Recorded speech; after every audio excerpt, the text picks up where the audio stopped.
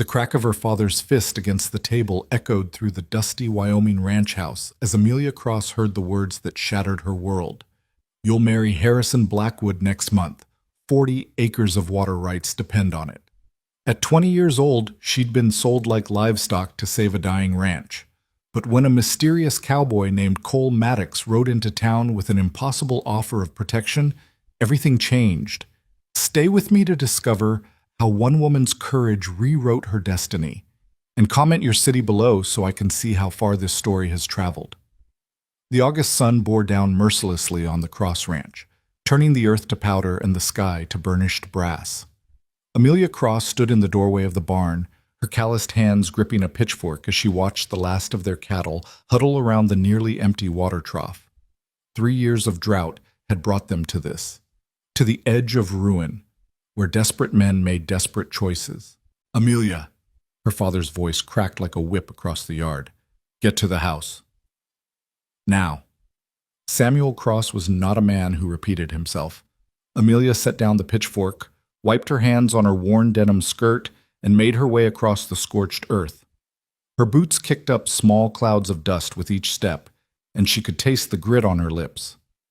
Something was wrong, more wrong than usual. Her father's tone carried a weight she'd never heard before. The porch boards creaked under her feet as she climbed the steps.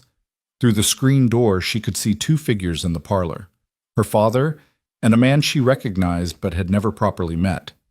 Harrison Blackwood, the wealthiest landowner in 3 counties. His black suit looked obscene in the heat, his gold watch chain catching the afternoon light filtering through the dusty windows. "There she is," Blackwood said, rising from his chair with a smile that didn't reach his eyes.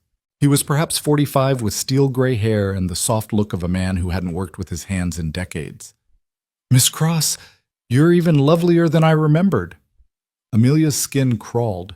She'd seen Blackwood at church, at the general store, always watching her with an appraising look that made her want to bathe. "Mr. Blackwood," she acknowledged stiffly, not offering her hand. "Sit down, Amelia," her father commanded.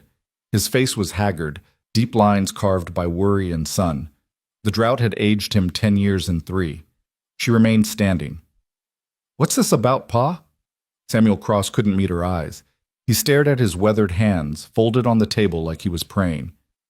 "Mr. Blackwood has made us an offer, a generous offer. 40 acres of prime bottomland," Blackwood interjected smoothly, "with full water rights from Willow Creek. Enough to save your ranch, and then some." Amelia's heart began to race. Water rights were worth more than gold in drought country. 40 acres of irrigated land could mean the difference between survival and starvation, but nothing came free from men like Harrison Blackwood. "What does he want?" she asked, though somehow she already knew. "You," Blackwood said simply, his pale eyes fixed on her face. "I want you as my wife." The words hung in the air like smoke from a distant fire. Amelia felt the floor tilt beneath her feet. She gripped the back of a chair to steady herself. "No," she said. "Amelia," her father started. "No." The word tore from her throat. "You can't be serious. You can't just trade me like I'm one of your cattle." "It's not like that," Samuel said, finally looking up. His eyes were rimmed with red. "You'd be taken care of. You'd have a good life. The Blackwood estate is the finest in the territory." "A prison is still a prison, no matter how fine the bars," Amelia shot back. Blackwood's smile tightened. "I assure you, Miss Cross, you would want for nothing. Silk dresses, servants, trips to Denver and San Francisco. You'd be the envy of every woman in Wyoming." "I don't want silk dresses," Amelia said, her voice low and dangerous. "I want my freedom." "Freedom?" Blackwood laughed, a sound like coins dropping into a collection plate. "What freedom is there in watching your family starve? In seeing this ranch turn to dust? Your father owes me $1,200 already. Without this arrangement, I'll have to call in that debt." Amelia turned to her father, shock evident on her face. $1,200, Pa? How?" "Seeds," Samuel said miserably. "Feed. The mortgage payment last winter. Harrison's been helping us." "Helping us into his trap, you mean?" Amelia said bitterly. "Watch your tongue, good girl," Blackwood warned, his genteel mask slipping. I'm offering salvation, not servitude. Many women would be grateful for such an opportunity. Then marry one of them. I want you. The words were flat, final. I've watched you, Amelia. You're strong, good bloodstock. You'll give me fine sons. The casual cruelty of it, the reduction of her entire being to breeding potential, made bile rise in her throat. I'm not a broodmare. No, Blackwood agreed. You're Samuel Cross's daughter. And Samuel Cross is a man who understands his obligations.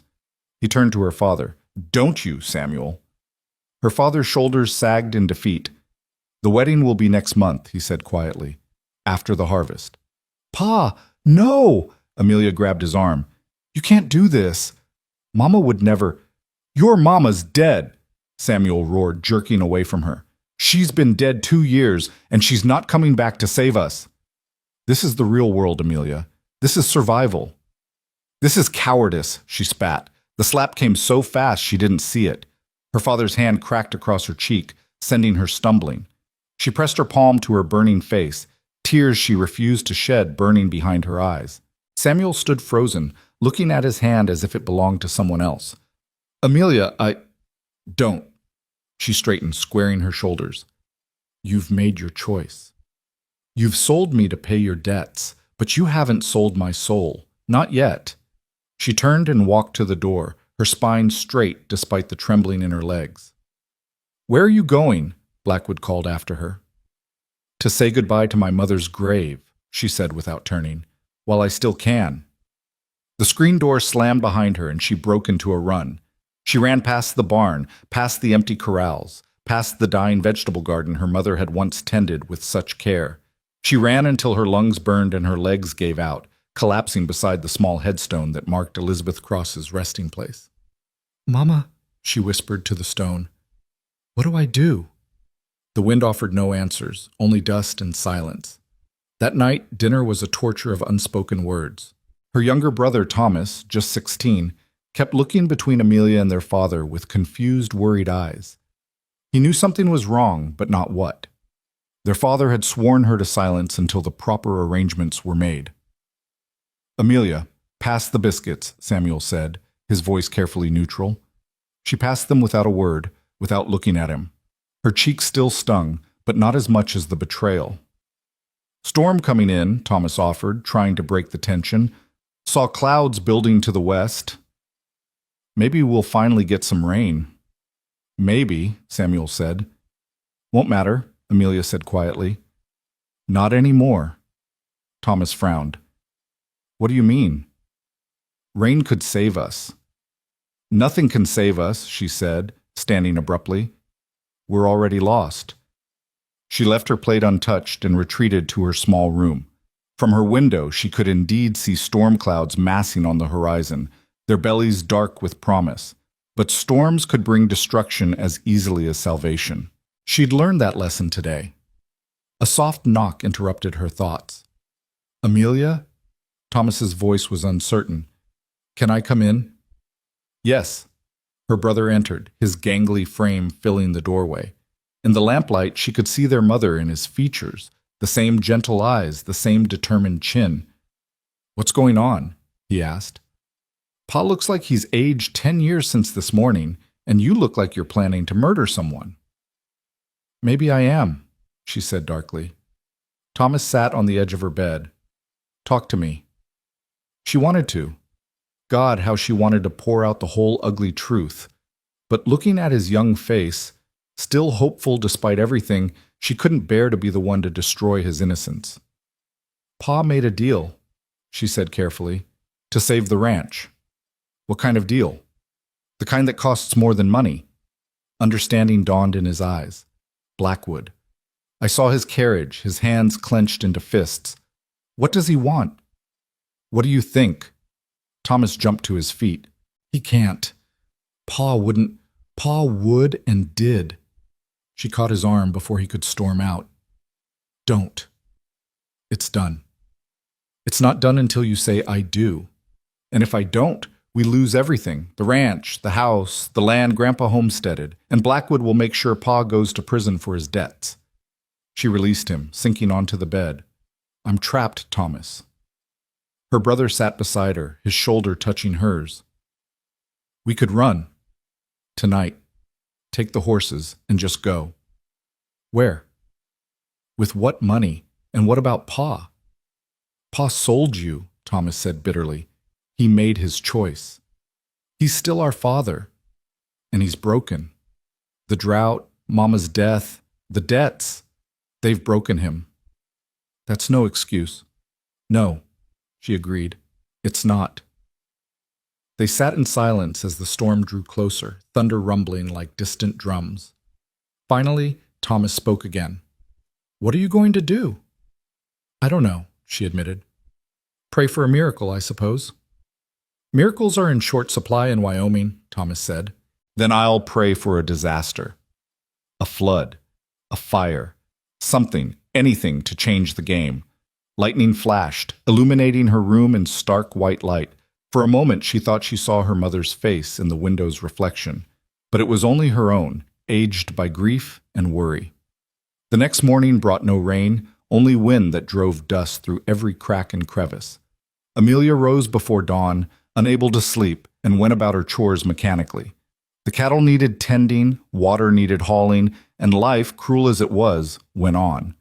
She was mucking out stalls when she heard horses approaching. Multiple horses, and cattle, lots of cattle. She stepped out of the barn, shielding her eyes against the rising sun. A herd was approaching, maybe 300 head, driven by a crew of cowboys. Dust rose in great clouds from their passage, and the lowing of cattle filled the air. At the head of the group rode a man she'd never seen before. He was tall in the saddle, broad-shouldered, with dark hair that curled from under his worn hat. His face was tanned and weathered, but younger than she'd expected for a trail boss, maybe 30. When his eyes found hers across the yard, they were the color of sage honey, green and gold mixed. Morning, ma'am, he said, touching his hat. This the Cross Ranch? It is, she said warily. What's your business here? Looking to rest my herd and maybe negotiate some grazing rights. Been pushing hard from Texas, and the boys and cattle need a break. He swung down from his horse with easy grace. Name's Cole Maddox. I'm the trail boss for this outfit. Amelia Cross, she said, not offering her hand. She'd learned to be careful with strange men. He didn't seem offended. Is your father around? I'd like to discuss terms. He's in the house. She hesitated, then added, We don't have much water. The drought. We've got our own water rights arranged further up, Cole said. Just need the land for a few days. I pay fair prices. Money. Her father would jump at the chance for money, even if it was just for a few days grazing. I'll get him. She found Samuel at the kitchen table, staring into a cup of cold coffee. Pa, there's a trail boss here, wants to talk about grazing rights. Life flickered in his eyes. How many heads? Maybe 300. He stood immediately, straightening his shirt. Tell him I'll be right out. She returned to find Cole examining one of their remaining horses, running experienced hands along its legs. Your father coming? He'll be out directly. She watched him with the horse. You know animals. Spent my whole life with them. They're more honest than people. He glanced at her. This is a nice spread. Must be hard with the drought. We manage. Do you? His tone was gentle, but his eyes were sharp. She had the unsettling feeling he could see right through her brave facade. Before she could respond, her father emerged, transformed into the businessman he'd once been. Mr. Maddox! Samuel Cross. I hear you're looking for grazing. The two men shook hands and began negotiating. Amelia started to leave, but Cole's voice stopped her. I'd like Miss Cross to stay, if you don't mind. In my experience, the women of a ranch know the land better than anyone. Samuel frowned but nodded. They spent an hour discussing terms, land boundaries, and prices. Cole was fair, even generous, offering more than the going rate. When they shook on the deal, Samuel looked happier than he had in months. We'll move the herd to the north pasture, Cole said, and I'd like to make camp by Willow Creek, if that's acceptable. Willow Creek's dry, Samuel said. Not the upper section.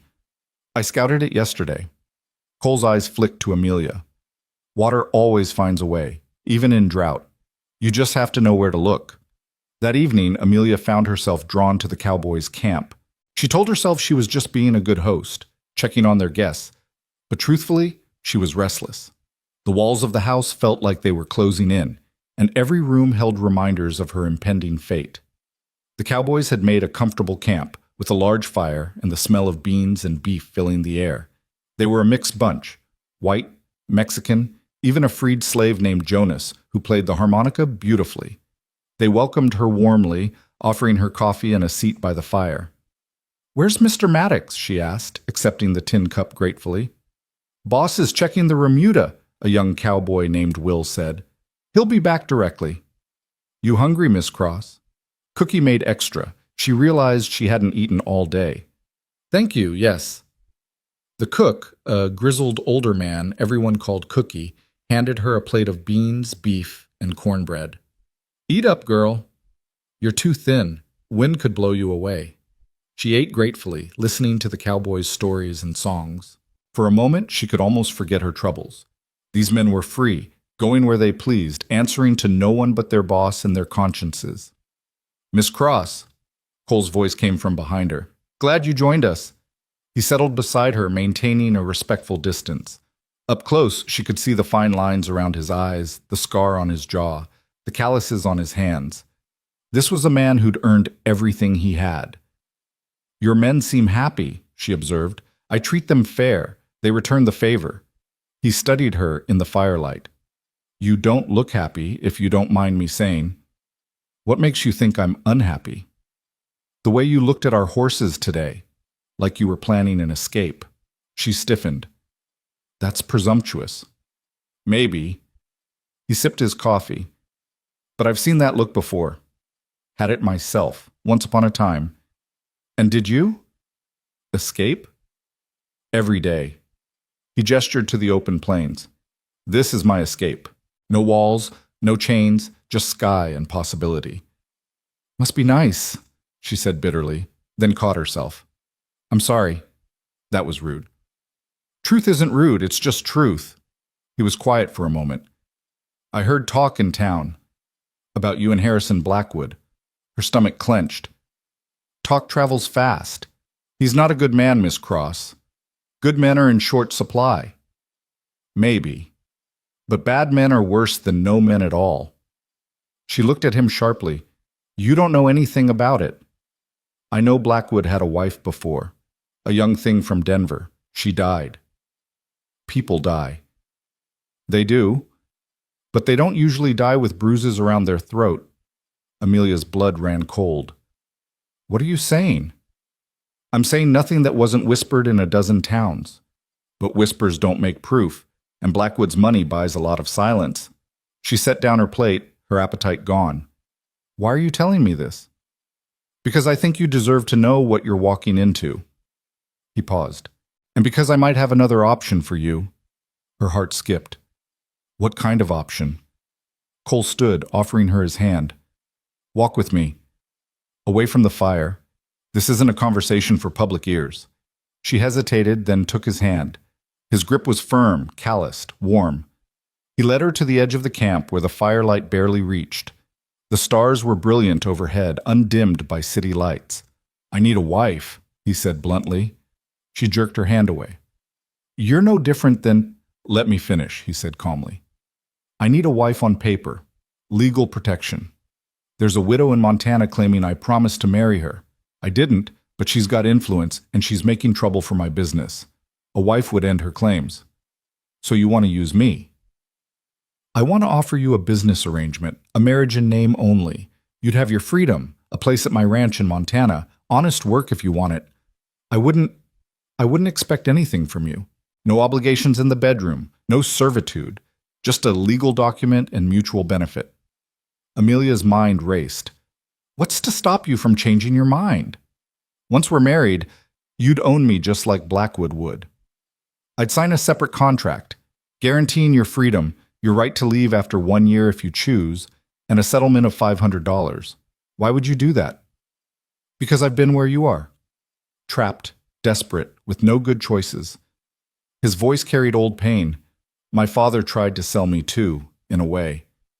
To a life I didn't want, a future I couldn't bear. I ran." But you can't run, can you? Not with your father's debts, not with your brother to think about. She was trembling now, though the night was warm. You've been watching me. I've been seeing you. There's a difference. He stepped closer, but not threateningly. I see a woman too strong for this place, too wild for the cage they're building around you. I'm offering you a key. And what do you get, really? A solution to my problem. A partner for the ranch work, if you're interested. And maybe, he paused, maybe the knowledge that I helped someone the way I wished someone had helped me. That's awful noble for a cowboy. Nothing noble about it. It's practical. You're capable, smart, and you know ranching. I could use someone like you in Montana. She turned away, looking at the stars. Her mother had always said God worked in mysterious ways. Was this her miracle? Or another trap, prettier than Blackwood's, but a trap nonetheless? When do you leave? She asked. 3 days. That's not much time to decide my whole life. Your life's already been decided. I'm just offering you a chance to change the terms. A coyote howled in the distance, lonely and wild. Amelia felt an answering call in her chest, a desperate need for freedom that threatened to overwhelm her. I need to think, she said. Fair enough. He started to walk away, then turned back. Miss Cross, Amelia, whatever you decide, be careful around Blackwood. His first wife's name was Catherine. She was 19 when she died, about your age. He left her there in the darkness, with the stars and her fears for company. She walked back to the house slowly, her mind churning. As she approached, she saw a figure on the porch. Thomas, waiting for her. Where were you? He asked. The Cowboys' camp. His eyes narrowed. That trail boss was asking questions about you in town. About Blackwood, too. I know. Amelia, what are you planning? She sat beside him on the porch steps. I don't know yet. Maybe nothing. Maybe everything. Talk to me. So she did. She told him about Cole's offer, about Blackwood's first wife, about the impossible choice before her. Thomas listened without interrupting, his young face grave. You should go, he said when she finished. What about Pa? What about you? Pa made his choice, and I'm almost grown. Another year or two, and I can make my own way. Blackwood will make things hard for you both if I leave. Harder than watching my sister married to a murderer? The word hung between them, stark and terrible. We don't know he murdered her, Amelia said weakly. We don't know he didn't. She put her arm around him. You're too young to be this wise, and you're too young to be this trapped. They sat together, watching the stars wheel overhead. Somewhere in the Cowboys' camp, Jonas was playing his harmonica, the melody drifting on the wind like a promise of freedom. The next morning, Harrison Blackwood arrived at the ranch. Amelia saw his carriage from the kitchen window and felt her stomach drop. He wasn't supposed to come until next week. Something had changed. Amelia, her father called, Mr. Blackwood's here to see you. She smoothed her apron, lifted her chin, and went to meet her fate, or to fight it.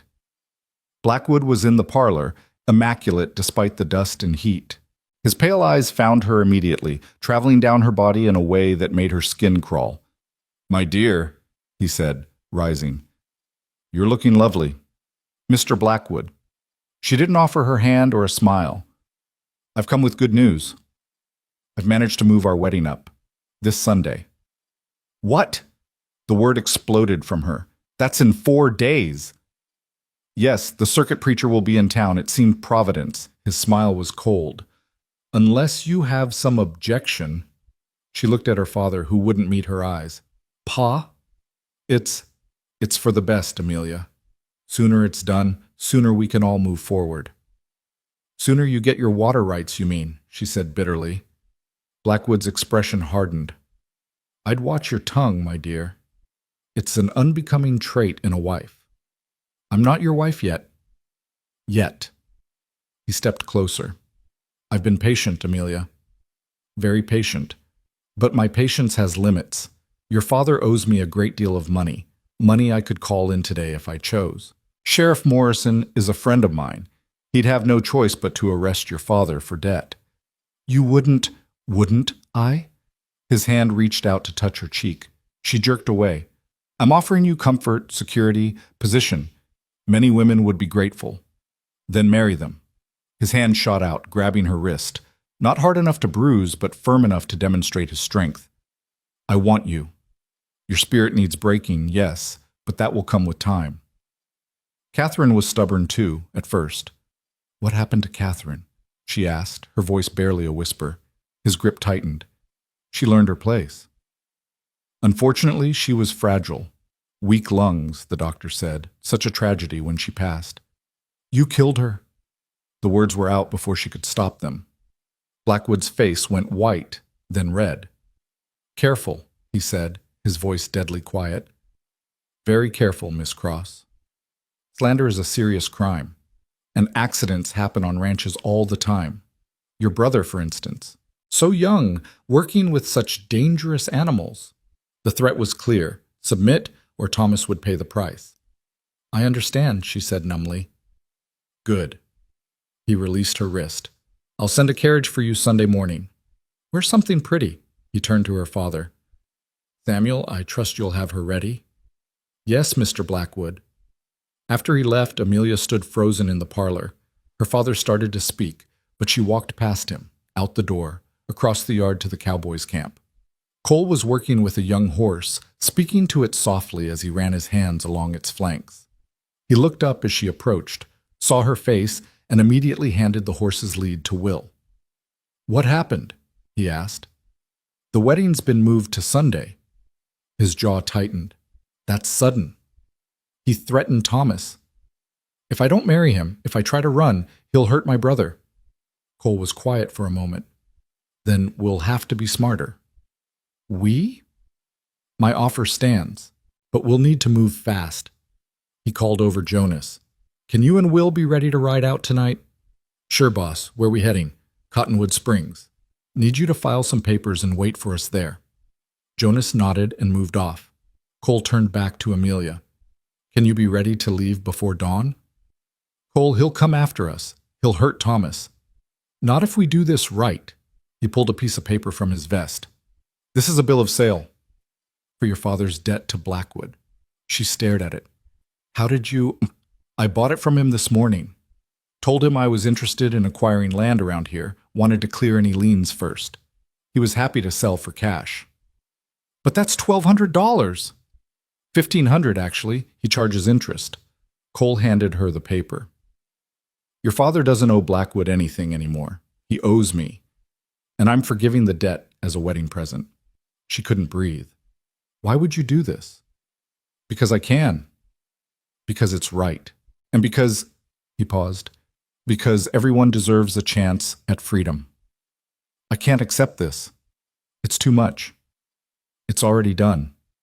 He studied her face. The question now is what you're going to do with it.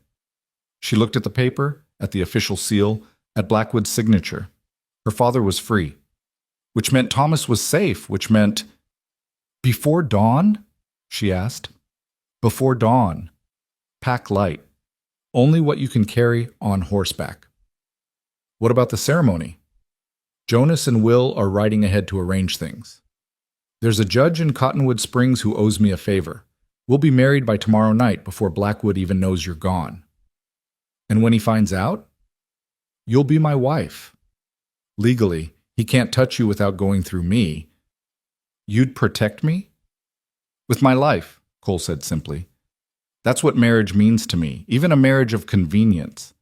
She made her decision then, looking into his honest eyes. Before dawn. Before dawn, he agreed. That night, she packed carefully. A change of clothes, her mother's Bible, the little money she'd saved, a photograph of her family from happier days. She wrote 2 letters, one for Thomas, one for her father. To Thomas she wrote, Be strong. Be good. I'll send for you when I can. This isn't goodbye, just see you later. All my love, Amelia. To her father she wrote, You sold me to save the ranch. Cole Maddox bought your freedom and mine. The debt is paid. I hope you can live with your choices. I'm choosing to live with mine. Your daughter, Amelia. She crept to Thomas's room, kissed his forehead as he slept, and left his letter on his pillow. Her father's letter she left on the kitchen table, weighted down with her mother's wedding ring, the one he'd planned to give Blackwood for her. Then she slipped out into the darkness to meet her destiny. Cole was waiting with 2 saddled horses. "Ready?" "Yes." He helped her mount, his hand steady on her waist. "We'll ride hard until we clear the county line. Can you manage?" "I was born on horseback." He smiled, the first real smile she'd seen from him.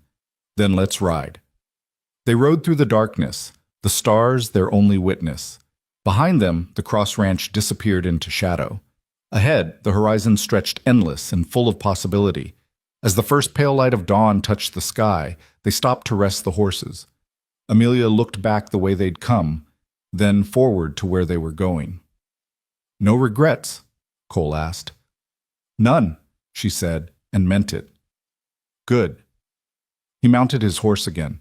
"We've got a lot of miles to cover." "Cole?" She caught his arm. "Thank you." "Don't thank me yet. This is just the beginning." "I know." She smiled, feeling truly free for the first time in months. "That's what I'm thankful for." They rode on as the sun rose, painting the sky in shades of gold and promise. Behind them lay duty, debt, and despair. Ahead lay uncertainty, adventure, and hope. Amelia Cross was riding toward her new life, and she couldn't wait to meet it. The sun climbed higher as they rode, and with each mile, Amelia felt the weight of her old life falling away like shed skin. But freedom, she was learning, came with its own kind of fear. Every hoofbeat could be pursuit. Every dust cloud on the horizon could be Blackwood's men. "We'll need to stop soon," Cole said, pulling up beside her. "The horses need water and rest." "Can we afford to stop?" "Can't afford not to. A dead horse won't get us to Cottonwood Springs." He pointed to a grove of cottonwoods in the distance. "There's a creek there. We'll rest for an hour." The creek was barely a trickle, but it was enough. While the horses drank, Amelia splashed water on her face, washing away the dust and sweat. Cole watched the horizon, his hand never far from his rifle. "You think he's following?" she asked. "Not yet. Blackwood's arrogant. He won't expect you to run. By the time he figures it out, we'll be married and gone." "And if you're wrong, then we deal with it." He turned to look at her. "You scared?" "Terrified," she admitted. "Good. Fear keeps you sharp. It's when you stop being scared that you make mistakes." She studied him as he refilled their canteens. "You've done this before." "Run, I mean." "Once." He didn't elaborate, but she saw the shadow cross his face. "Who were you running from?" "My father. He wanted me to be a banker, like him. Had my whole life planned out. What schools I'd attend, who I'd marry, where I'd live. When I was 18, I took his best horse and rode west. Never looked back." "Do you ever regret it?" "Every man has regrets. But living someone else's life would have been a bigger one." He handed her a canteen. "Drink." "We've got hard riding ahead." They mounted up again, pushing the horses as hard as they dared. The landscape changed around them, from the familiar dry plains to rougher country, marked by ravines and mesas. Amelia had never been this far from home, and despite everything, she felt a thrill of excitement. They were perhaps 20 miles from the ranch when Cole suddenly held up his hand. "Listen." At first she heard nothing. Then hoofbeats, multiple horses, riding fast. "Could be anyone," she said hopefully. "Could be." But Cole was already leading them off the trail into a narrow canyon. "We'll wait here." Let them pass. They dismounted, holding their horses' heads to keep them quiet. The hoofbeats grew louder. Through a gap in the rocks, Amelia could see the trail. Her heart sank as she recognized the lead rider, Jake Morrison, Blackwood's foreman. Behind him rode 3 more of Blackwood's men. "They're heading to the ranch," Cole whispered. "They haven't found us yet." They waited until the dust settled, then emerged from their hiding spot. Cole's expression was grim. "They'll reach the ranch by noon. Your father will tell them which way we went. He doesn't know. He knows I was heading to Cottonwood Springs eventually. Blackwood's not stupid. He'll put it together." Cole mounted his horse. "We need to move faster." They rode harder now, pushing the horses to their limits. The sun beat down mercilessly, and Amelia's water ran out. Cole shared his, but she could see the worry in his eyes. They were still 15 miles from Cottonwood Springs, and the horses were flagging. There, Cole pointed to a cluster of buildings in the distance. Watson's trading post. We can get fresh horses. Watson's trading post was little more than a few shabby buildings and a corral, but to Amelia, it looked like salvation. Cole negotiated quickly with Watson, a grizzled old man who seemed to know him. "You in trouble, Maddox?" Watson asked, eyeing Amelia. "Nothing I can't handle." "Blackwood's trouble ain't nothing. Man's got the devil's own temper." "You know him?" Watson spat tobacco juice. "Know of him. Had a girl through here last year, maybe year before. Pretty little thing, scared as a rabbit. Said she was running from him. Gave her food and water, pointed her toward Denver." "What happened to her?" Amelia asked. "Don't know. Never saw her again. But Blackwood's men came through next day asking questions. I told them I hadn't seen nothing." He looked at Amelia. "You running from him too?" "Yes."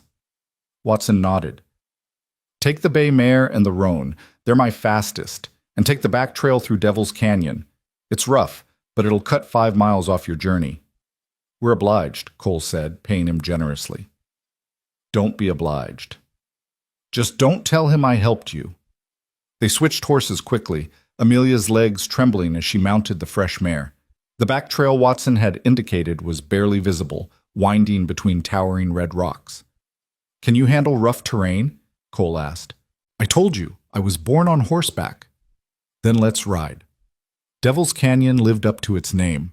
The trail was treacherous, switching back on itself, climbing steep grades and dropping into narrow valleys.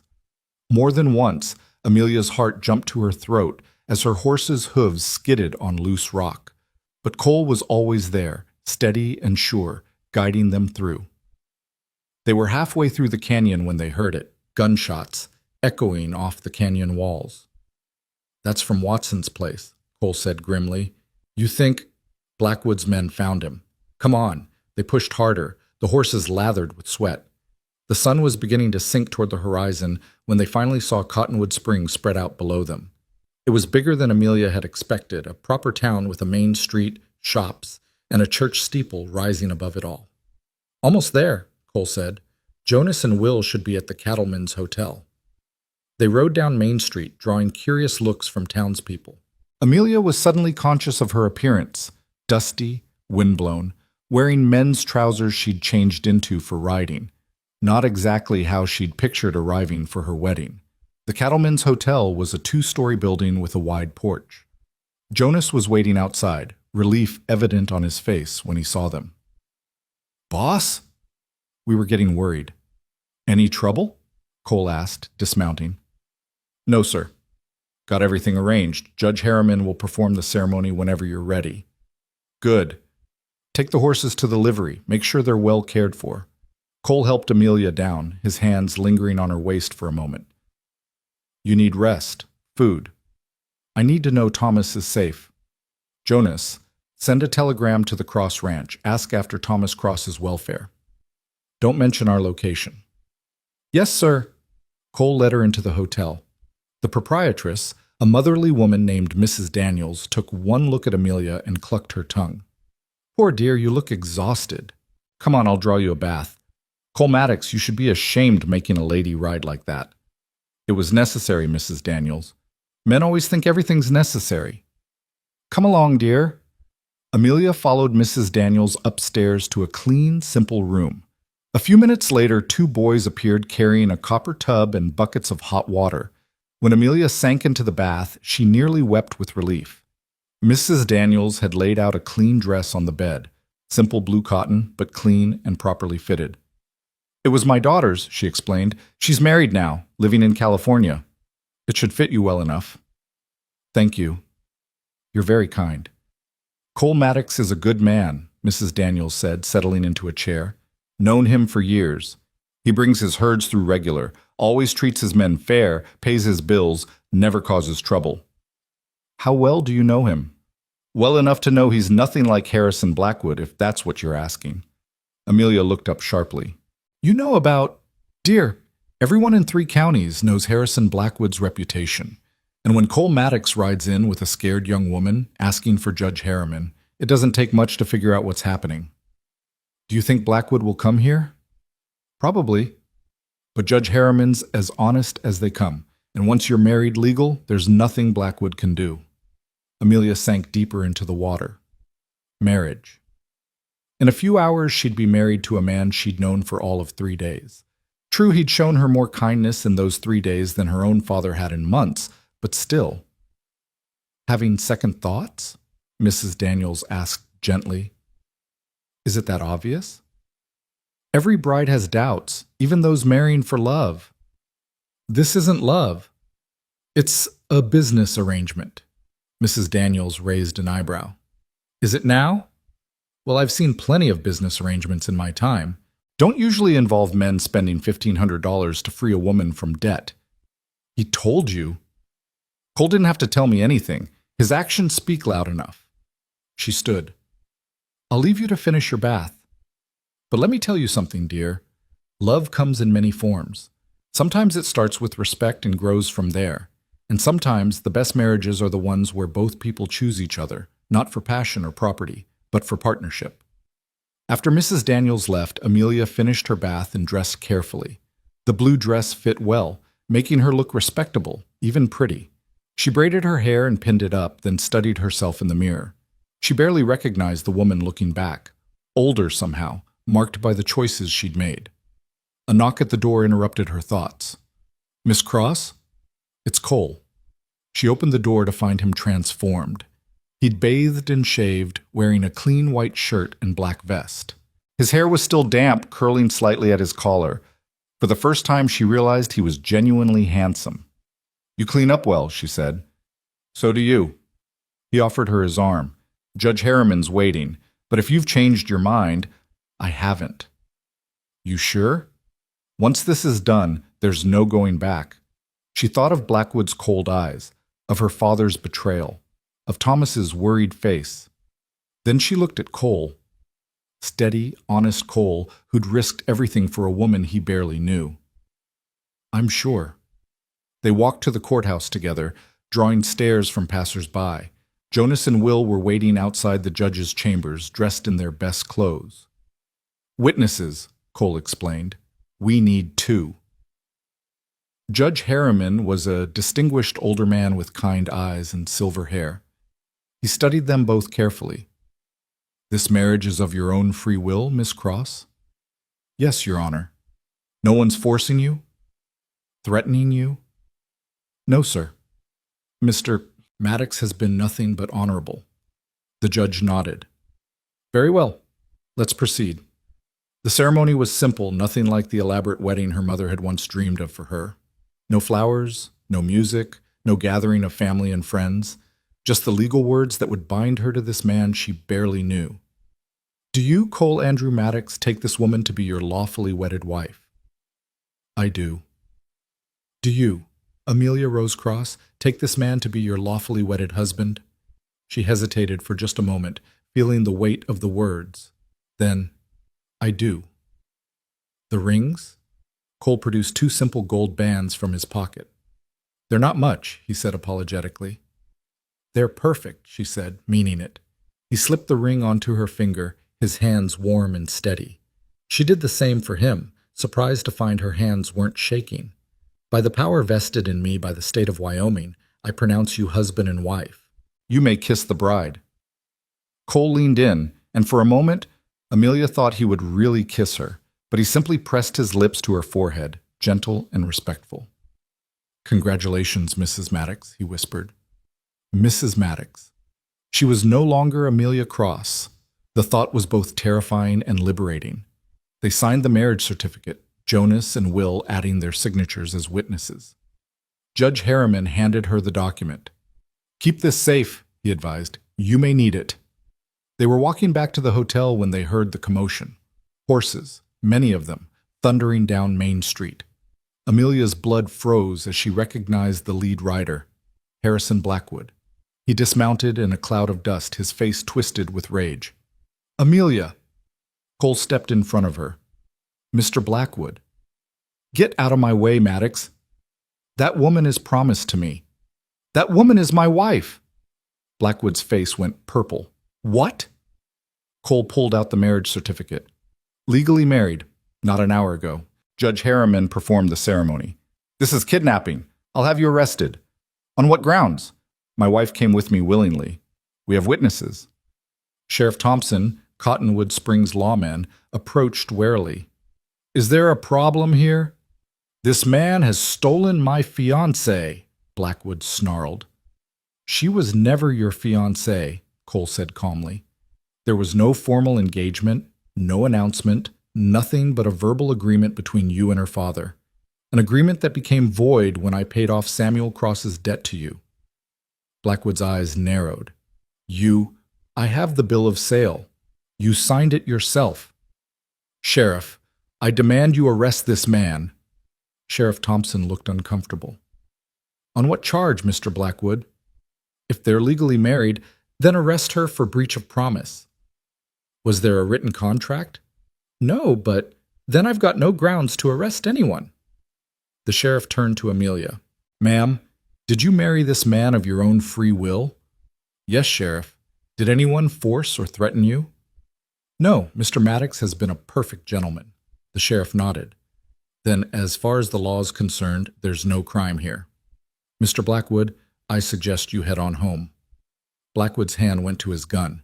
Instantly, Cole's men bristled, hands moving to their own weapons. The street went silent, tension crackling like lightning before a storm. You really want to do this? Cole asked quietly. In front of all these witnesses? For a moment, Amelia thought Blackwood would actually draw. Then slowly, he removed his hand from his gun. This isn't over, he said, his voice low and dangerous. You've made a powerful enemy today, Maddox. I've faced worse. Blackwood turned his pale eyes to Amelia. You'll regret this. When he shows his true nature, when you realize what you've thrown away, you'll beg me to take you back. I'd rather die, Amelia said clearly. Something flickered in Blackwood's eyes, surprise, perhaps, or grudging respect. Then his face hardened again.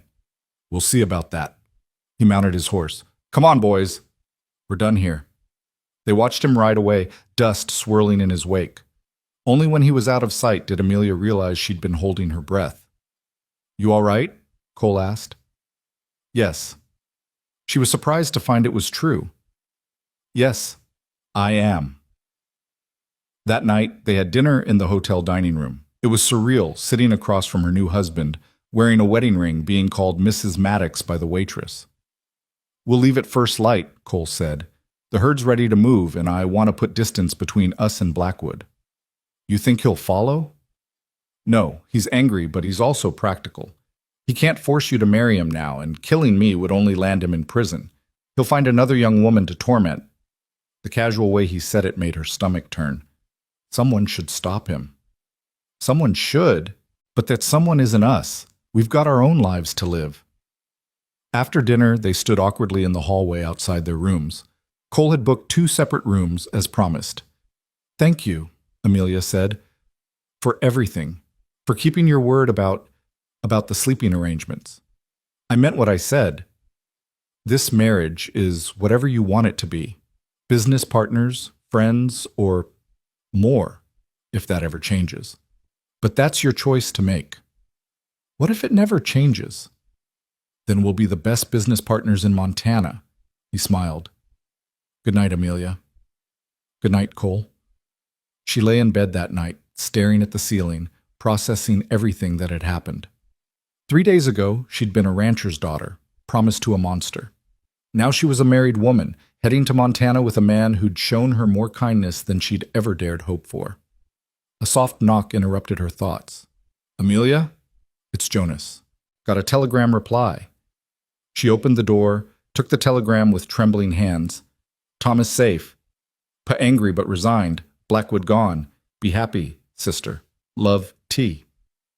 She pressed the telegram to her chest, tears streaming down her face. Thomas was safe. It was all she'd wanted. Good news? Jonas asked gently. The best? That's fine then. Boss will be glad to hear it. He tipped his hat. Welcome to the outfit, Mrs. Maddox. We're right glad to have you. After he left, Amelia read the telegram again. Be happy, sister. Such a simple wish. but one that had seemed impossible just days ago. Now, maybe, just maybe, it might come true. The next morning came too soon. Amelia dressed in the riding clothes Mrs. Daniels had found for her, split skirt and a practical blouse. When she came downstairs, Cole was already waiting with the horses. "Sleep well?" he asked.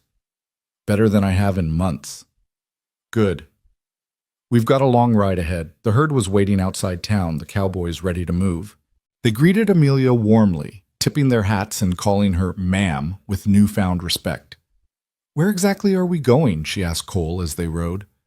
"My ranch is in the Judith Basin, near the town of Lewistown. It's beautiful country, mountains, streams, grass as high as your waist. Nothing like the dried-up plains you're used to." "How big is your ranch?" "About 3,000 acres. Not huge, but it's good land. I run cattle and horses, have a decent house, good barn. It's not fancy, but it's solid." "It sounds perfect." "Wait until you see it before you say that. Montana winters are hard. Not everyone can handle them."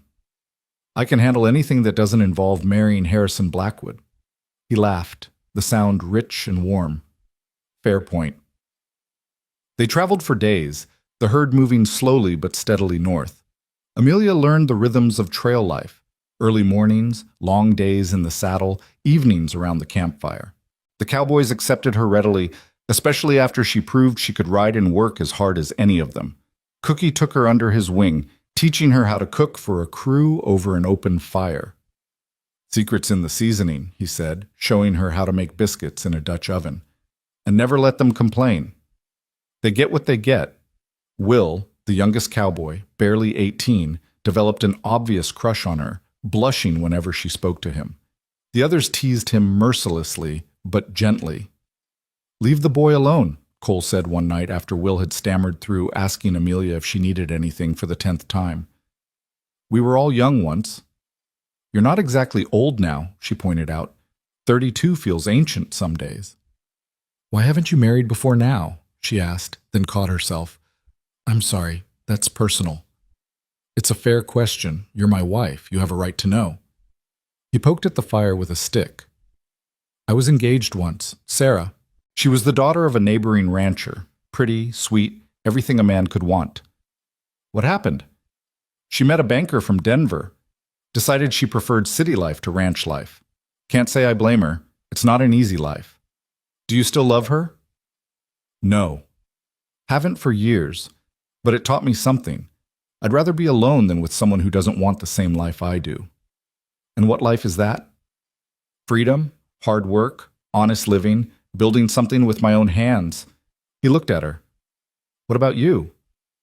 Ever been in love?" "No, never had the chance. Pa kept me too busy working the ranch, and then—" She shrugged. "Then Blackwood happened." "You're young. Plenty of time for love if you want it."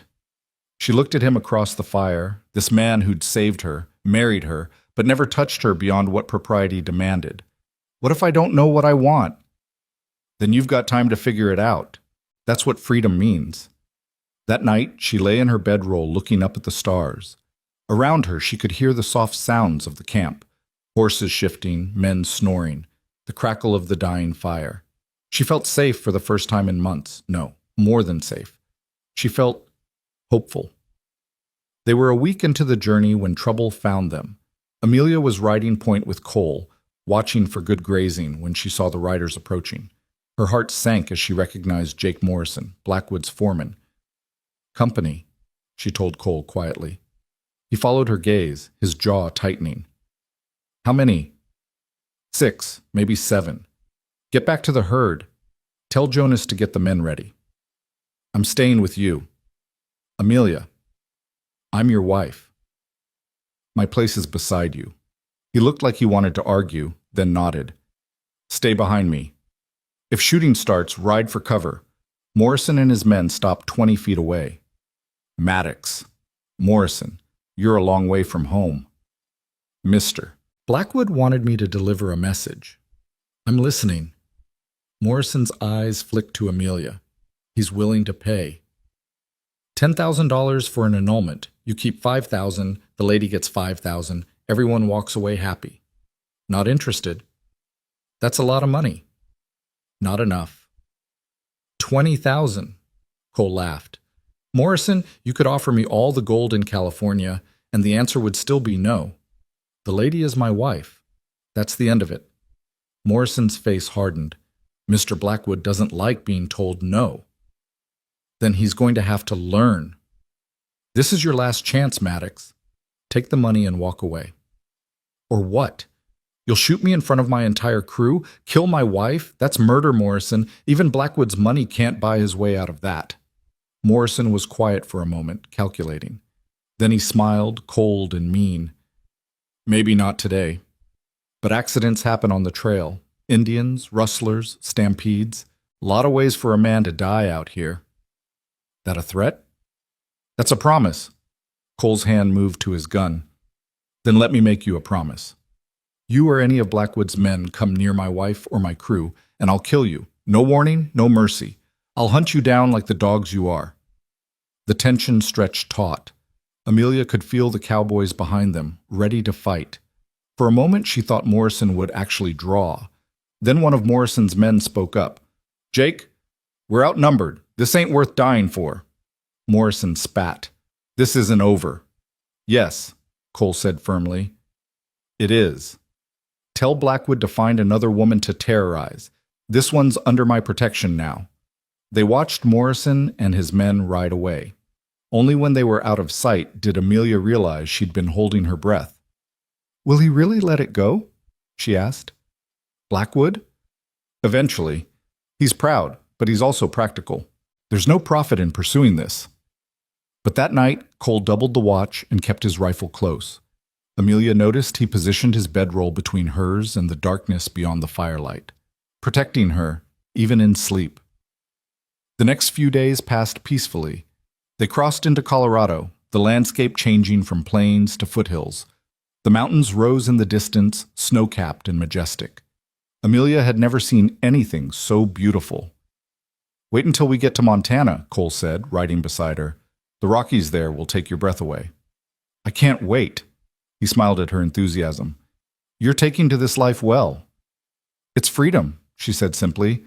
I never knew how trapped I was until I wasn't. Most women would be complaining about the dust and the heat and the lack of proper facilities. I'm not most women. No, he said softly. You're not. Something in his tone made her look at him. For a moment their eyes met and she felt something shift between them. Not passion, not yet, but possibility. Then Will rode up, breaking the moment. Boss, Cookie says we're running low on coffee. There's a trading post about 5 miles ahead. We'll resupply there. The trading post was a rough affair, but it had what they needed. While Cole negotiated with the owner, Amelia browsed the small selection of goods. A piece of fabric caught her eye, deep green, perfect for a dress. Pretty, a voice said behind her. She turned to find a woman about her age, worn-looking but with kind eyes. Yes, Amelia agreed. You with the trail drive? I am. I'm the trail boss's wife. Saying it out loud still felt strange. The woman's eyes widened.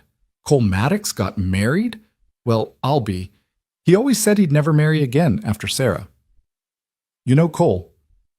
Everyone knows Cole. He comes through regular. Good man. Fair. Not like some. She lowered her voice. You running from someone?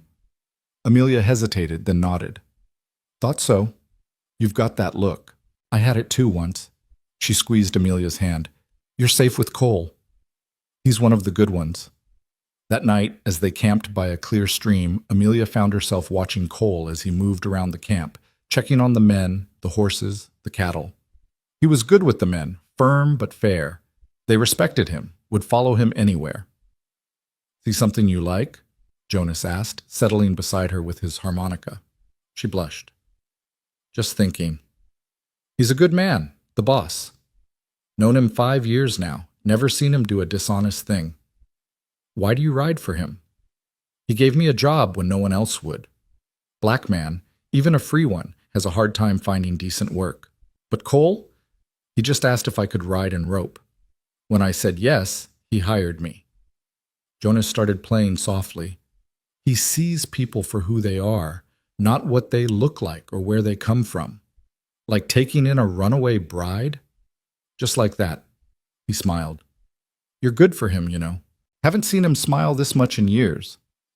We barely know each other. Sometimes that doesn't matter. Sometimes you just know. She wanted to ask what he meant, but Cole approached. Jonas, take first watch. Will's got second. Yes, boss. After Jonas left, Cole sat beside her. You look deep in thought. Jonas was telling me how you hired him. He's a good man. One of my best. Most people wouldn't have hired him. Most people are fools.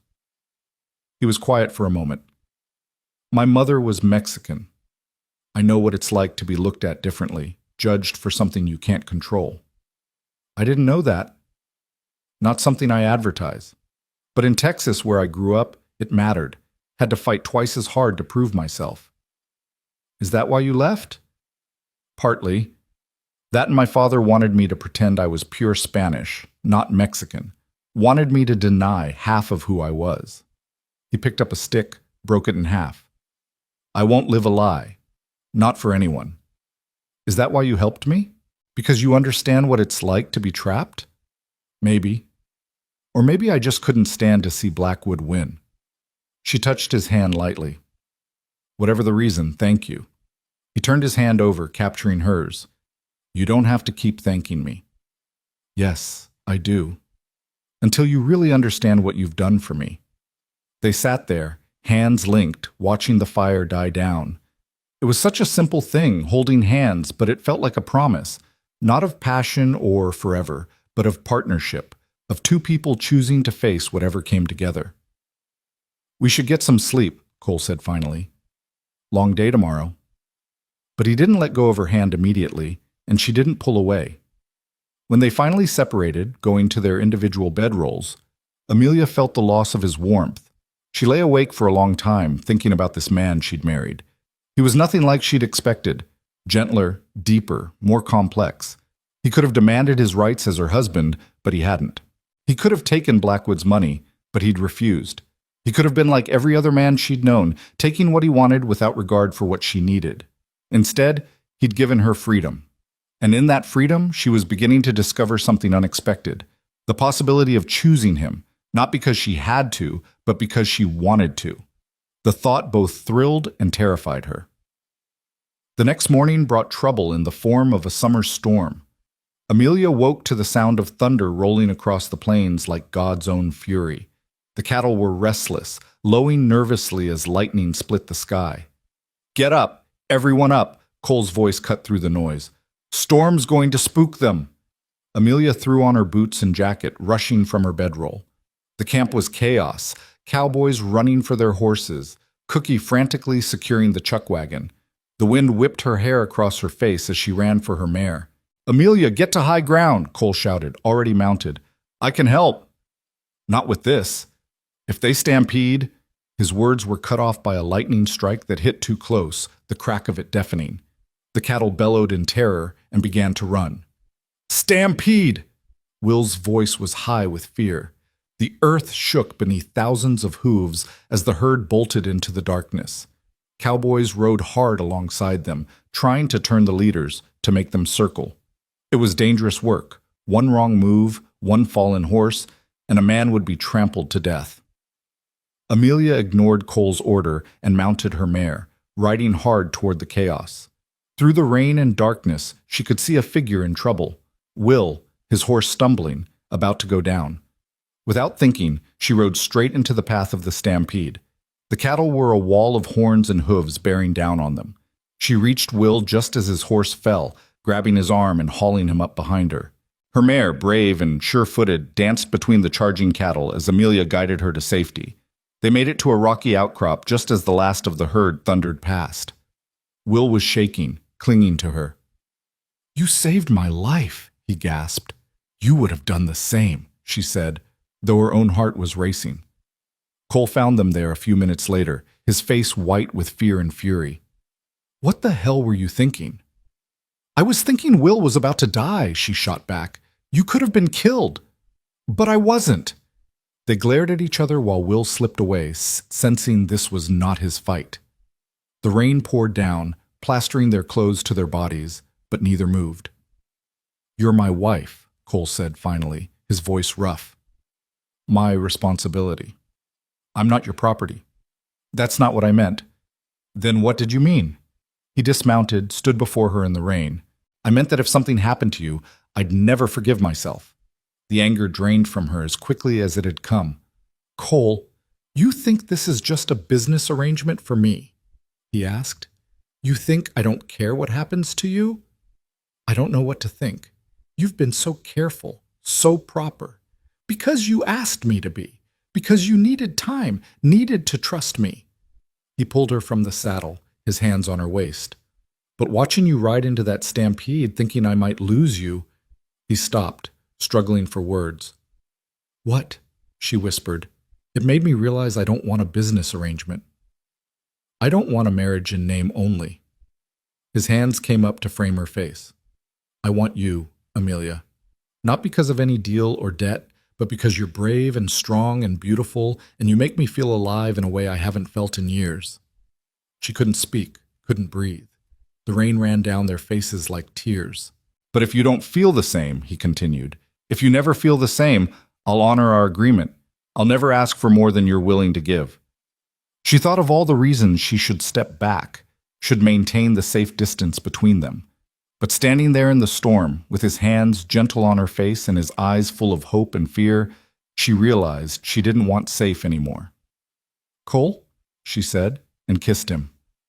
It was nothing like she'd imagined her first real kiss would be. It was rain and desperation and relief all mixed together. His arms came around her, pulling her against him, and she felt safe and wild all at once. When they finally broke apart, they were both breathing hard. "Amelia, don't," she said. "Don't apologize or explain or rationalize. Just let it be." He nodded, pressing his forehead to hers. They stood like that until Jonas rode up, clearing his throat. "Boss, we've got the herd under control. Lost maybe 20 head, but no men hurt except for some bruises." "Good." Cole stepped back from Amelia, but kept one hand on her waist. "Get them settled. We'll do a full count at dawn." Jonas tipped his hat to Amelia. "That was some riding, ma'am." Never seen anything braver. After he left, Cole helped her back onto her horse. "We should get back to camp. You're soaked through." They rode back in silence, but it was a different kind of silence than before. Something had shifted between them. Some wall had fallen. She could feel it in the way he stayed close to her, in the way he helped her dismount, in the way his hand lingered on hers. Cookie had managed to get a fire going under a makeshift shelter. He took one look at them and shoved cups of hot coffee into their hands. "You two look half drowned.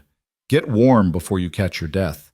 They sat by the fire as the storm passed, the other cowboys gradually returning. Each one stopped to thank Amelia for saving Will, who couldn't stop talking about her bravery. "Rode straight into them cattle like she was born to it," he kept saying. "Never seen nothing like it." "That's enough, Will," Cole said, but his voice was fond. "Let Mrs. Maddox rest." Mrs. Maddox. The title felt different now, weightier. She was truly his wife now, not just in law, but in choice. The thought thrilled and terrified her in equal measure. That night, as the camp settled down, Cole spread his bedroll next to hers instead of maintaining his usual respectful distance. "Is this all right?" he asked quietly. "Yes," she said, reaching for his hand in the darkness. They lay there, fingers intertwined, listening to the night sounds.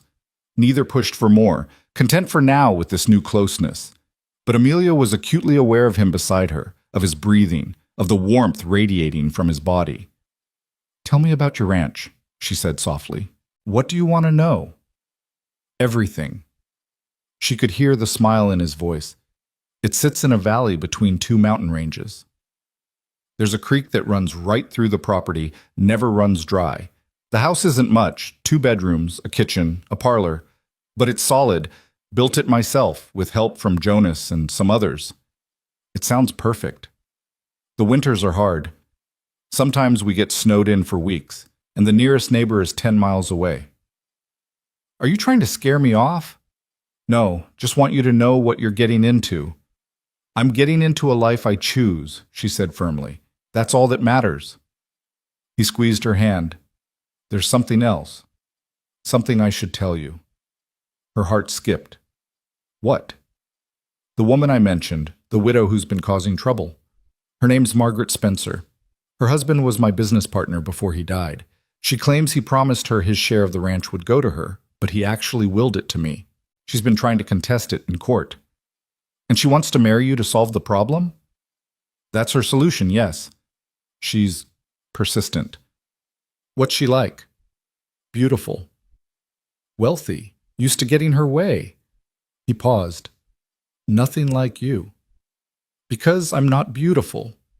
He turned on his side to face her, though it was too dark to see clearly. "You're beautiful in a different way. Real. Honest. You don't pretend to be something you're not."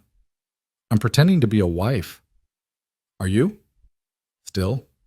She thought about that kiss in the rain, about the way her heart raced when he was near. "I don't know what I am anymore." "That's all right. We'll figure it out together." They fell asleep like that, hands clasped, bodies close but not quite touching. Amelia's last thought before sleep took her was that this felt right in a way nothing in her life ever had before. The next days passed in a blur of travel. They crossed into Wyoming, then finally into Montana. The landscape changed dramatically, from dry plains to rolling hills covered in grass so green it hurt to look at. Mountains rose in the distance, majestic and snow-capped even in summer. "Welcome to Montana," Cole said, pulling up beside her. "It's beautiful." "This is nothing. Wait until you see the Judith Basin." They were perhaps a day from his ranch when they encountered the Indians. Amelia saw them first, a band of about 20 warriors on a ridge, watching the herd pass. "Cole," she said quietly. He followed her gaze, his hand moving to his rifle. "Crow," he said. "Stay calm." "They're probably just curious." The warriors began riding down toward them, and the cowboys grew nervous, hands on their weapons. "Nobody shoots unless I say so," Cole ordered. "Jonas, tell the men." The leader of the band was an older man with fierce eyes and a dignity that commanded respect. He rode straight to Cole, who met him halfway. "Maddox," the Indian said in accented English. "Running Wolf." Cole raised his hand in greeting. "It's been a long time. You bring many cattle through our land." "I do. As always, I offer you tribute." Cole gestured to Cookie. "Bring 2 steers." Cookie and Will cut 2 steers from the herd, driving them toward the Indians. Running Wolf nodded approvingly. "This is fair." His eyes moved to Amelia. "You have taken a woman." "My wife," Cole confirmed. Running Wolf rode closer to Amelia, studying her. She held still, meeting his gaze steadily. After a moment, he smiled.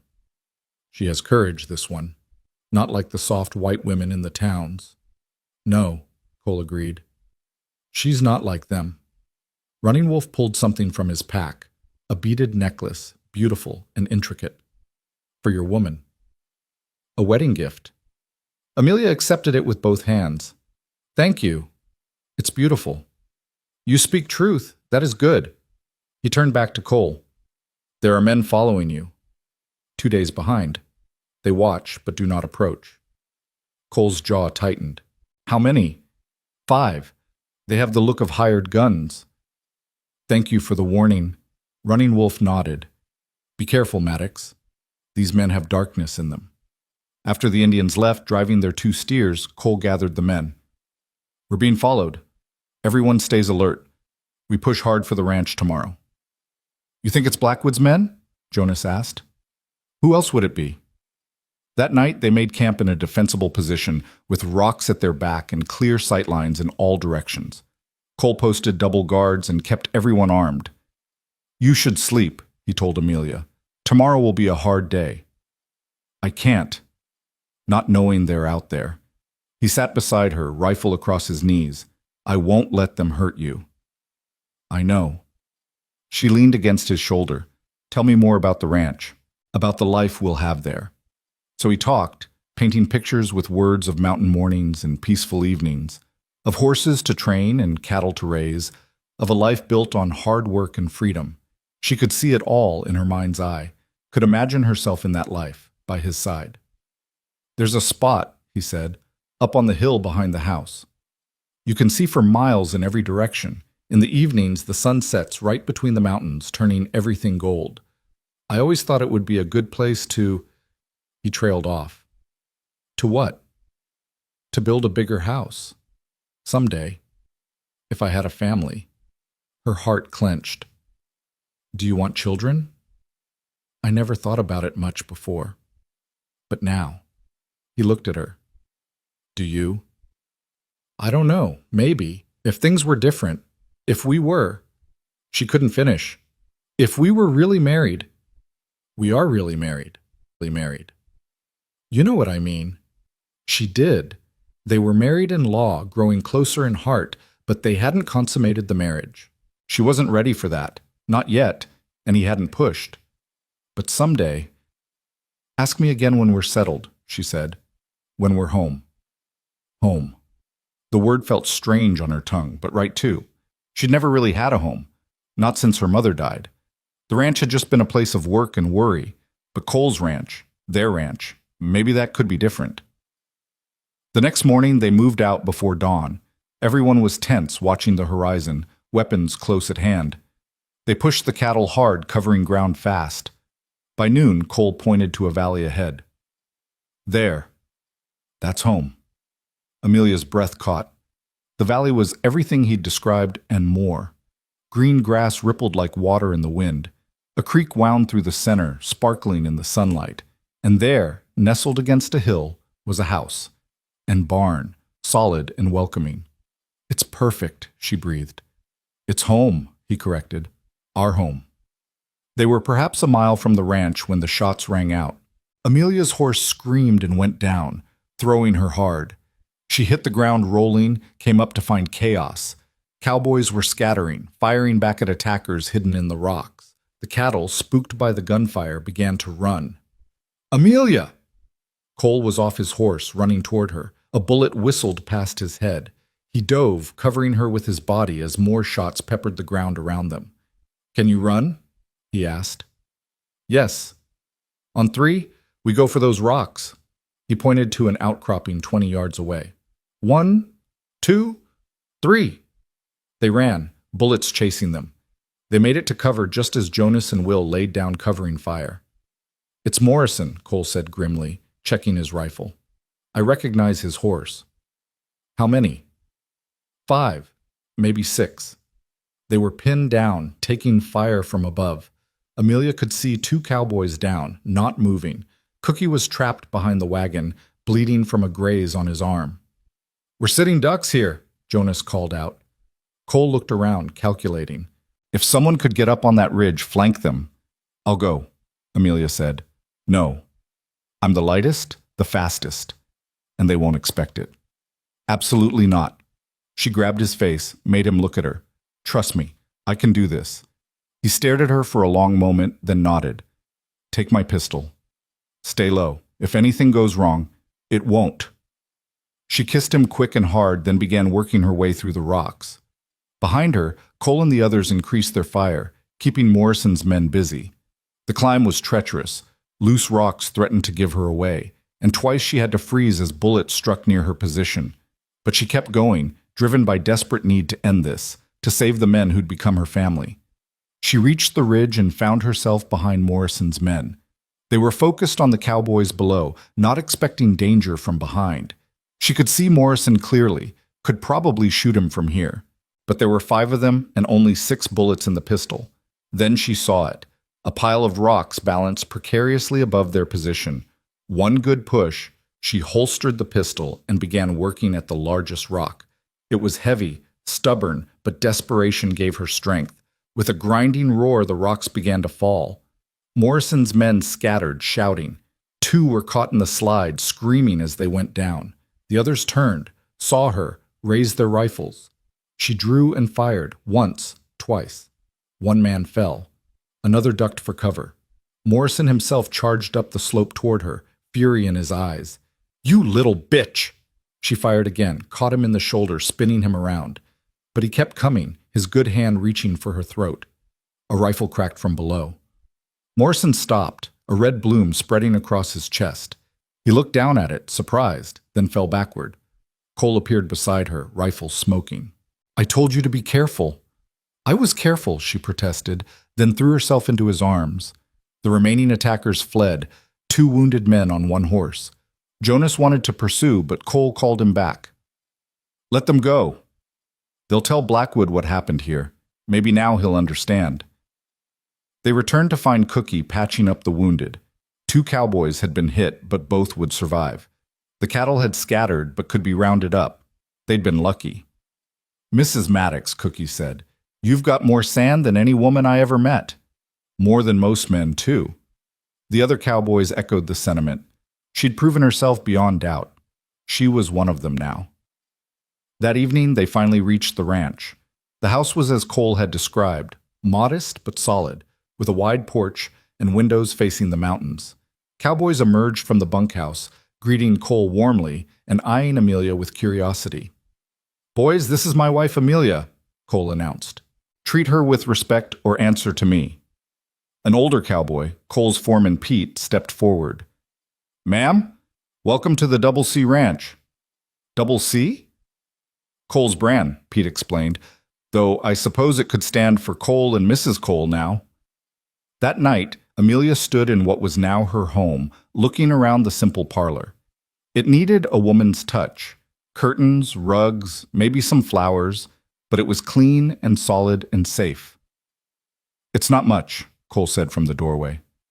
It's everything, she said, meaning it. He crossed to her, taking her hands. You saved us today. Saved me. We saved each other. That's what partners do. Is that what we are? Partners.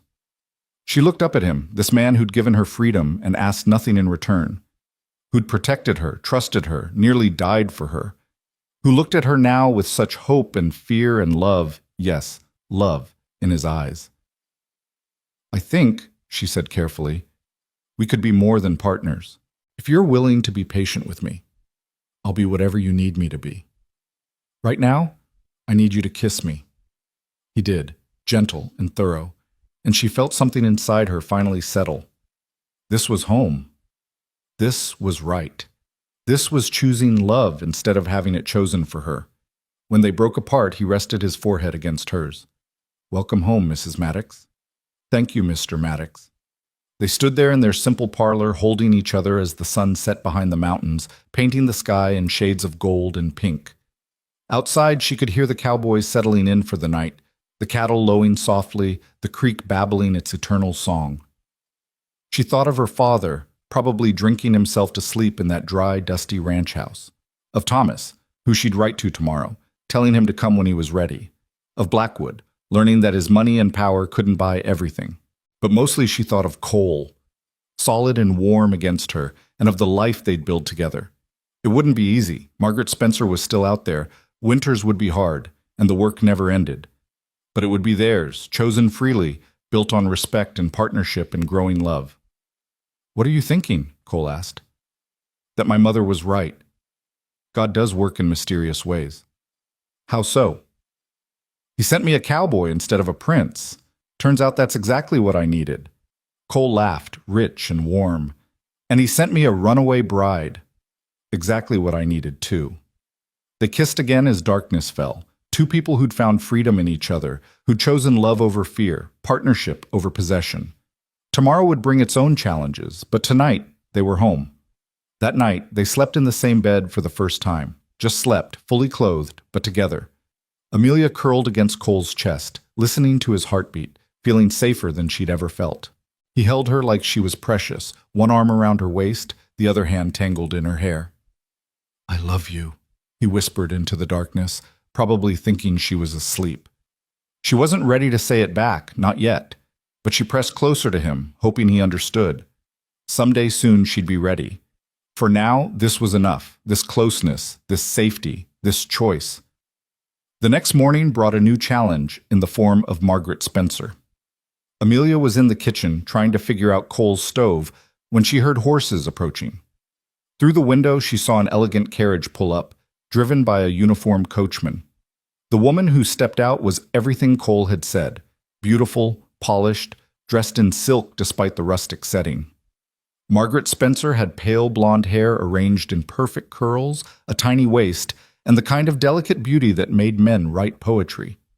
She looked at the house with proprietary eyes, as if she already owned it.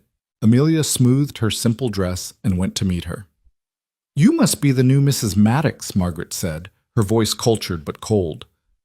"How rustic. And you must be Mrs. Spencer. Cole mentioned you." "Did he?" Margaret's smile was sharp. "How much did he tell you, I wonder?" "Enough?" "I doubt that." She moved closer, her expensive perfume overwhelming. "Did he tell you we were lovers?" Amelia's stomach dropped, but she kept her face calm. "No." "Oh, yes. Before my husband died, of course. Cole was always so passionate. I assume he still is." "That's between my husband and me," Margaret laughed, tinkling and false. "Your husband. How quaint. Tell me, how much did he pay for you?" "I beg your pardon?" "Oh, come now." Everyone knows the story. Harrison Blackwood wanted you, and Cole swooped in with a better offer. So how much? I'm curious what Cole thinks a wife is worth. "Cole didn't buy me." "Of course not, dear. He rescued you. How romantic." Margaret's eyes were cruel. "But romance fades. And when it does, he'll remember what we had. What we could have again." "You're wrong." "Am I? I've known Cole for 5 years. You've known him for what? A month? Who do you think understands him better?" Before Amelia could respond, Cole appeared from the barn. His face darkened when he saw Margaret. "What are you doing here?" "Hello, darling," Margaret purred. "I came to meet your new bride." "She's not quite what I expected." Cole moved to stand beside Amelia, his hand on her back. "What do you want, Margaret?" "What I've always wanted. My rightful share of this ranch. Your husband left you well provided for." "He left me money. I want land. This land." She smiled. "Of course, there's an easy solution. Annul this hasty marriage and marry me instead. I'll make you a very rich man, Cole." "Not interested." "No? Even when I tell you I've found a judge who's willing to review my case, who thinks my claim has merit?" Cole tensed. "You're bluffing." "Am I?" "Judge Patterson in Helena. He's very sympathetic to widows, especially wealthy widows who contribute to his campaign." "Get off my land." "Our land, darling. At least it will be soon." She turned to Amelia. "You should know what you've gotten yourself into, dear. Cole needs this ranch more than he needs you. When push comes to shove, he'll choose the land. Men like him always do." She swept back to her carriage, leaving Amelia and Cole standing in tense silence. "Is it true?" Amelia asked. "About you and her?" "It was a long time ago. Before she married Spencer. It meant nothing." "It doesn't seem like nothing to her." Cole turned her to face him. "Margaret likes to own things. She thought she owned me once. She was wrong then, and she's wrong now." "What about the judge?" "I'll handle it. This is my problem, not yours. I'm your wife. Your problems are my problems." He smiled, the tension easing from his face. "Still getting used to that. Having someone on my side." "Get used to it. I'm not going anywhere." That afternoon, a rider arrived with a telegram. Cole read it, his face going pale. "What is it?" Amelia asked. "It's from your brother. Your father's dead." The world tilted. "What? How?" "Drank himself to death, apparently. Thomas found him this morning." Amelia sat down hard, emotions warring inside her. Grief, anger, guilt, relief. She felt them all at once. "I should go back," she said numbly. "We'll both go." "Cole, you don't have to." "You're my wife," he said simply. "Where you go, I go." They left the next morning, taking Jonas and Will with them. The journey back to Wyoming seemed longer than the journey from it. Amelia was quiet, lost in memories of the father he'd been before the drought, before her mother's death, before desperation drove him to betrayal. Cole didn't push her to talk, just stayed close, a steady presence when everything else felt unsteady. They reached the Cross Ranch 5 days later. It looked smaller than she remembered, more run down. Thomas was waiting on the porch, taller than when she'd left, older looking.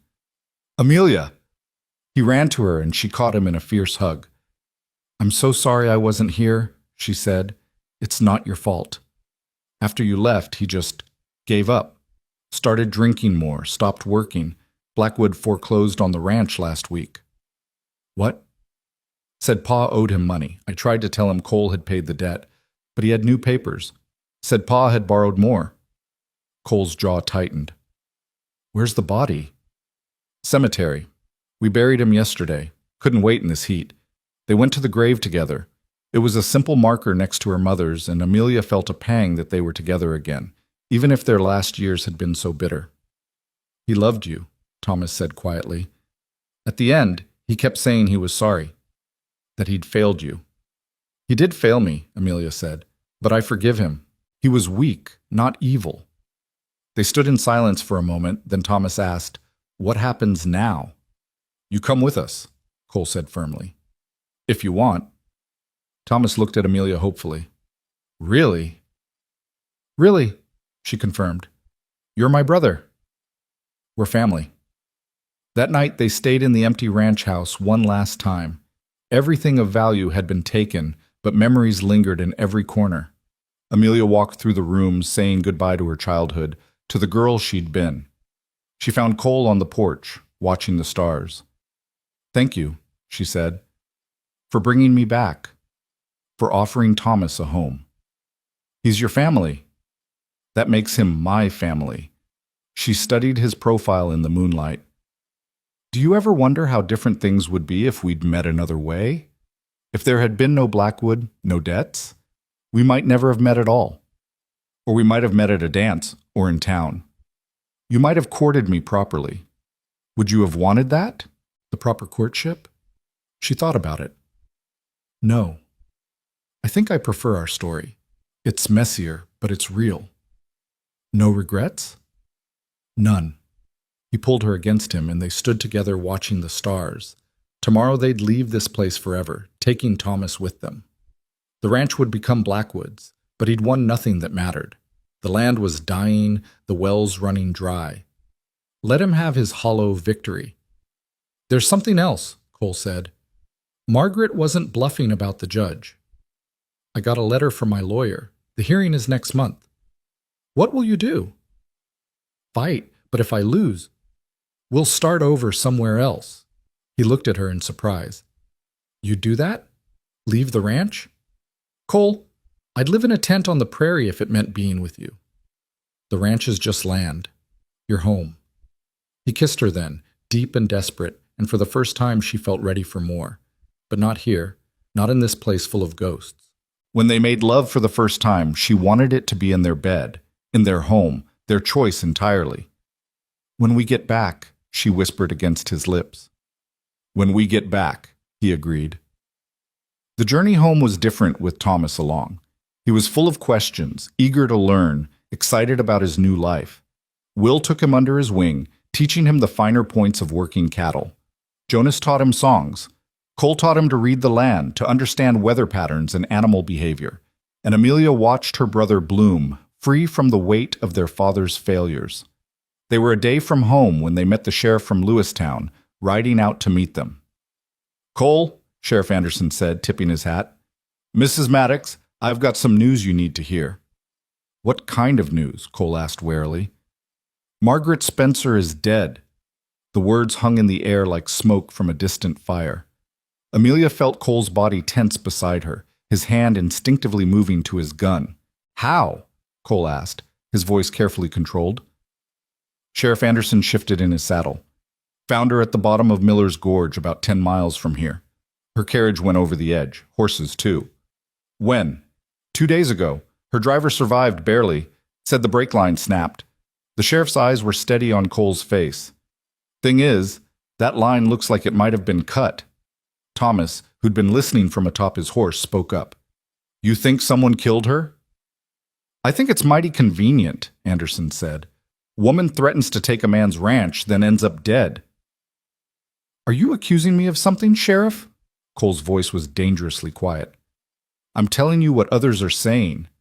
Margaret had friends in high places. They're asking questions." I was in Wyoming. You can check. Plenty of witnesses. I know that. But you've got men here, loyal men. Jonas rode forward, his face hard. Sheriff, with all due respect, if you're suggesting any of us would murder a woman, I'm not suggesting anything. I'm warning you. There's going to be an investigation. Judge Patterson is particularly interested, given that he was supposed to hear her case next month. Amelia found her voice. What does this mean for us? Anderson looked at her with something like sympathy. It means you'd best watch your backs. Margaret Spencer had enemies, but she also had friends, powerful ones, and right now they're looking for someone to blame. After the sheriff left, they rode in tense silence. Amelia could feel the worry radiating from Cole, could see it in the set of his shoulders, the way he kept scanning the horizon. You didn't have anything to do with it, she said. It wasn't a question. No, but that might not matter. They reached the ranch as the sun was setting, painting the valley in shades of gold and crimson. Pete came out to meet them, his weathered face grim. Boss, we've got trouble. I heard. The sheriff found me. Not just that. There's a federal marshal here, been waiting 2 hours, says he needs to ask you some questions. Cole dismounted slowly, helping Amelia down. Take Thomas to the bunkhouse, he told Will. Get him settled. I want to stay with Amelia, Thomas protested. Not now, Amelia said gently. Go with Will.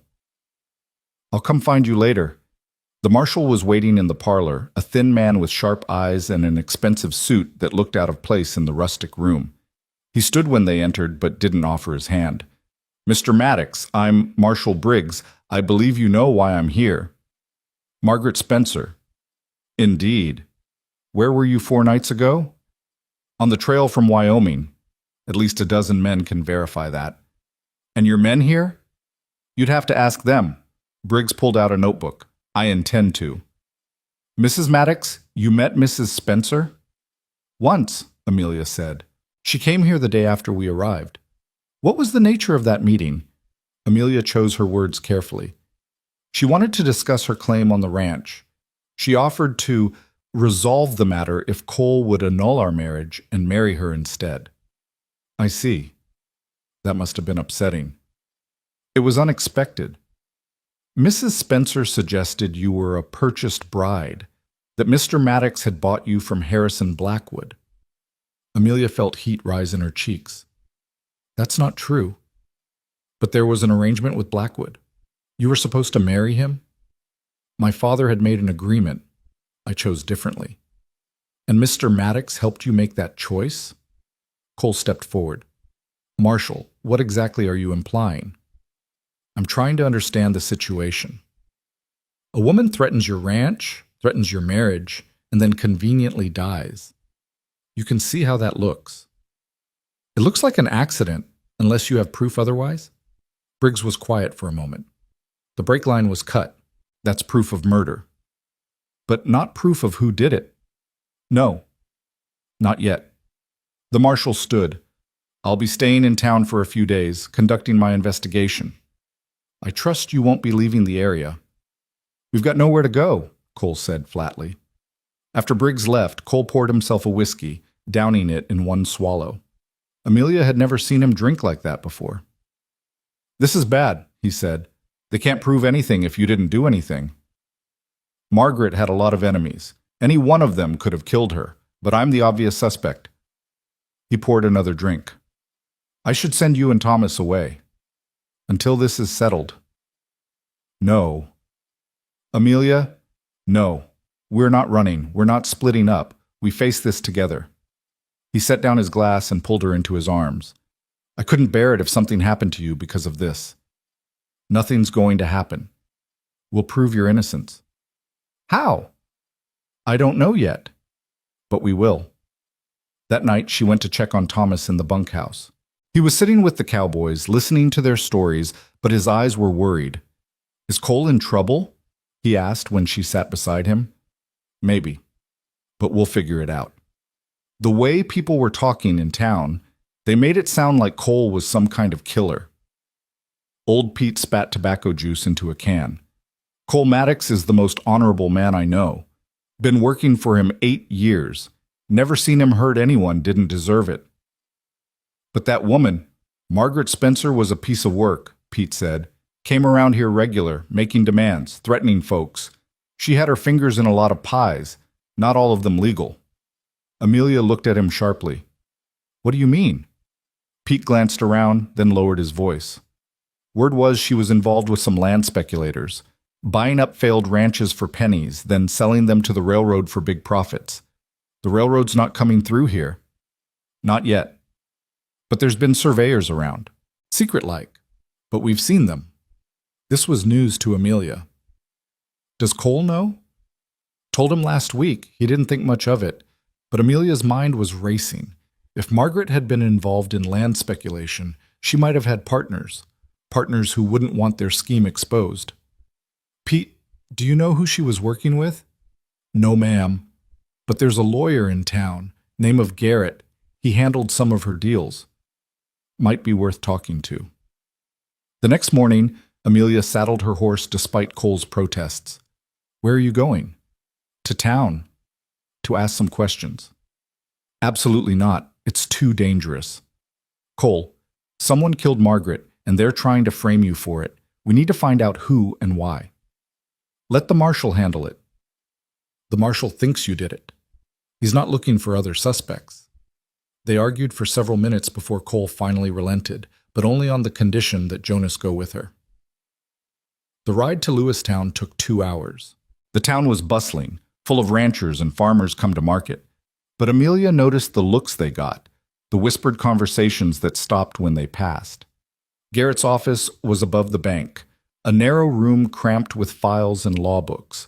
The lawyer himself was a nervous man with thinning hair and sweaty palms. Mrs. Maddox, I heard you'd returned. Terrible business about Mrs. Spencer. Yes, terrible. Mr. Garrett, I understand you handled some of Margaret's business affairs? His eyes darted nervously. Some. Nothing important. Land deals? I couldn't say. Attorney-client privilege. She's dead. I don't think she'll mind. Still, I couldn't. Jonas stepped forward, his presence suddenly menacing despite his calm demeanor. Mr. Garrett, someone's trying to frame Mr. Maddox for murder. Now you can help us figure out who, or we can make sure Marshal Briggs knows you were Margaret's partner in what might be illegal land speculation. Garrett went pale. I wasn't. He slumped in his chair. All right. Yes, Margaret was buying up distressed properties. She had information about where the railroad was planning to build. Inside information. From who? I don't know. She never said. But someone high up in the railroad company. Who else knew about this? A few people. Harrison Blackwood, for one. Amelia's blood chilled. Blackwood was involved? He provided some of the capital. Margaret promised him huge returns. Garrett was sweating profusely now. After your marriage to Mr. Maddox, Blackwood was furious. Not just about losing you, but about losing his investment. Margaret had used his money to try to take the Maddox ranch. So Blackwood had reason to want her dead. More than that. She'd been avoiding him, not returning his messages. He came here last week, demanding to know where his money was. They had a terrible argument. Will you testify to this? Garrett shook his head frantically. I can't. Blackwood would kill me. He might have already killed Margaret. You don't understand. Blackwood owns half this town. The sheriff, the judge, even Marshal Briggs owes him favors. If I testify against him, I'm dead. They left Garrett's office with more questions than answers. On the street, Jonas stopped suddenly. We're being followed. Amelia didn't turn around. Who? 2 men. Been tailing us since we left Garrett's office. What do we do? Keep walking. Act normal. When we get to the horses, be ready to ride hard. They were almost to their horses when the men made their move. One stepped in front of them, hand on his gun. Mrs. Maddox, Mr. Blackwood would like a word. I have nothing to say to him. Wasn't a request, ma'am. Jonas's hand moved to his gun, but they were outnumbered and in the middle of town. Any violence would only make things worse for Cole. It's all right, Jonas, Amelia said. I'll hear what he has to say. They were escorted to the Grand Hotel, to a suite on the top floor. Blackwood was waiting, looking older than when she'd last seen him, his face gaunt and his eyes bloodshot. "Amelia, you're looking well. What do you want, Harrison?" "Direct as always. Very well. I want you to convince your husband to confess to Margaret's murder." "You're insane." "Am I?" He had motive, opportunity through his men, and everyone knows he's capable of violence. Blackwood poured himself a brandy. A confession would make things neat and tidy. "He didn't kill her. You know that. What I know is that Margaret cost me a great deal of money. Money I can't recover if there's a lengthy investigation into her affairs." He turned to face her. "But if Cole confesses, claims it was a crime of passion, he might only get a few years. You'd be a widow, free to remarry." "Free to marry you, you mean?" "The offer stands." It's always stood. Amelia felt sick. "You killed her. You killed Margaret, and now you're trying to frame Cole for it." Blackwood's face darkened. "Careful, my dear. Accusations like that can be dangerous. Is that a threat?" "It's a fact. Your brother's working at the Maddox Ranch now, isn't he? Accidents happen to young cowboys all the time. The threat against Thomas made her blood boil. If you touch him, you'll what? You have no power here, Amelia. You never have. The only question is whether you'll be smart enough to take the deal I'm offering." "Go to hell." She turned to leave, but Blackwood grabbed her arm, his fingers digging in painfully. "You always were too stubborn for your own good, just like Catherine." "Your first wife? The one you murdered?" His grip tightened. "She fell down the stairs. After you pushed her." His hand moved to her throat, not squeezing yet, but the threat was clear. "You should be more careful, my dear. Stairs can be dangerous." Jonas burst through the door, gun drawn. "Let her go." Blackwood released her, stepping back with a cold smile. "Just having a conversation with an old friend." "Conversation's over," Jonas said. "Mrs. Maddox, we're leaving." They made it out of the hotel and onto their horses before Amelia started shaking. Jonas led them out of town quickly, watching for pursuit. "You all right?" he asked once they were clear. "He killed her. He killed Margaret and probably his first wife, too. Knowing it and proving it are different things. There has to be a way. Some evidence, some witness. Maybe. But Blackwood's right about one thing. He's got the power here. The law, the money, the influence.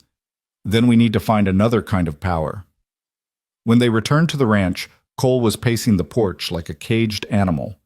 The relief on his face when he saw them quickly turned to anger when he noticed the bruises forming on Amelia's arm. What happened? She told him everything: Garrett's revelations, Blackwood's threats, the encounter at the hotel. With each word, Cole's face grew darker. "I'm going to kill him." "No, that's exactly what he wants. Then he can frame you for both murders." "I won't let him threaten you. Or Thomas. We need to be smarter than that." She took his hands, feeling the tension thrumming through him. "Cole, I have an idea." That night she explained her plan to Cole, Jonas, Pete, and Thomas. It was risky, possibly illegal, and definitely dangerous. But it might be their only chance. "You want to break into Blackwood's office?" Thomas asked, eyes wide. "Not break in. I still have a key." She pulled out an old brass key. "From when I used to help with the books. Pa gave it to me, and I never returned it."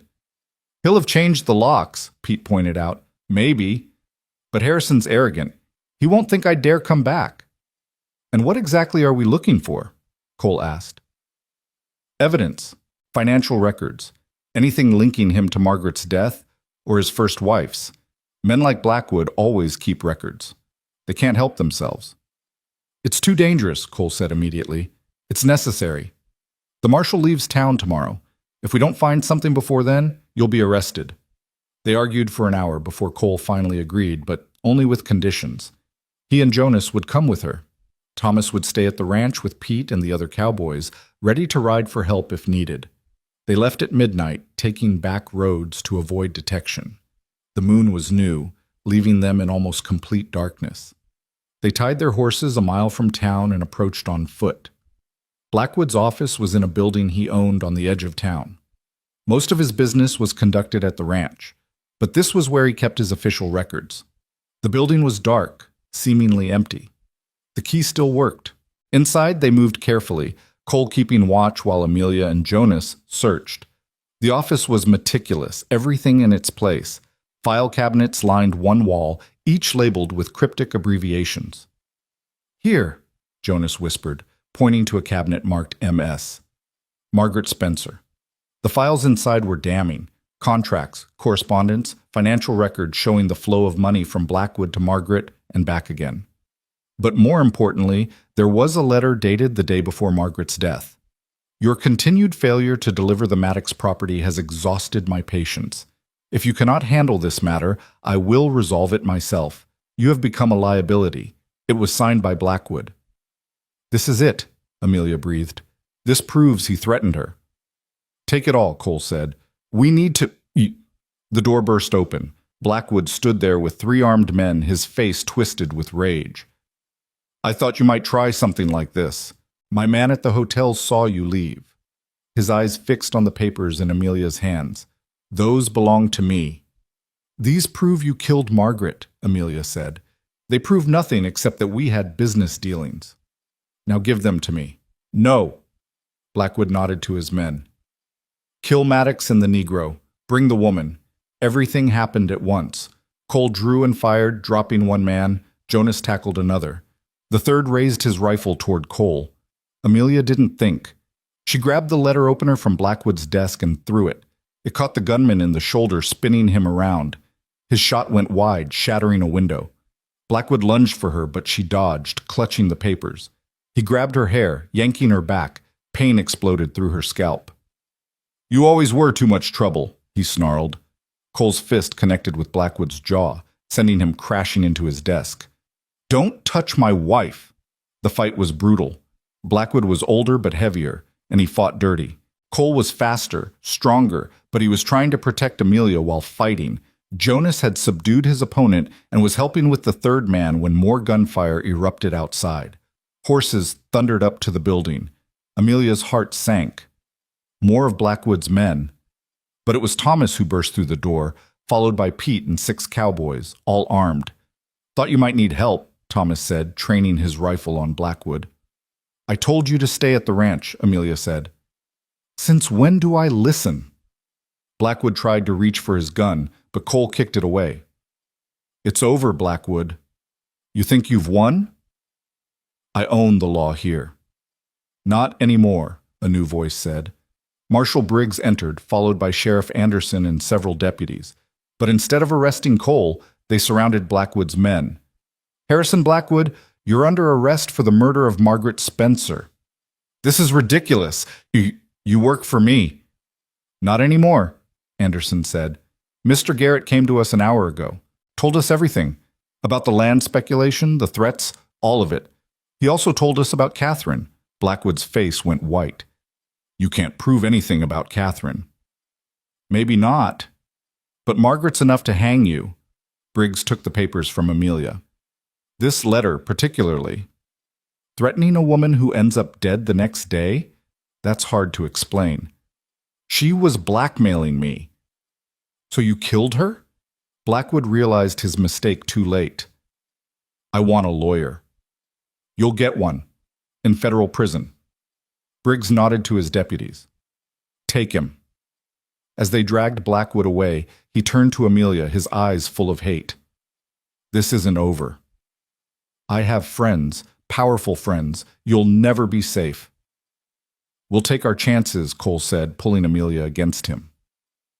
After the lawmen left with their prisoners, the group stood in the wreckage of Blackwood's office.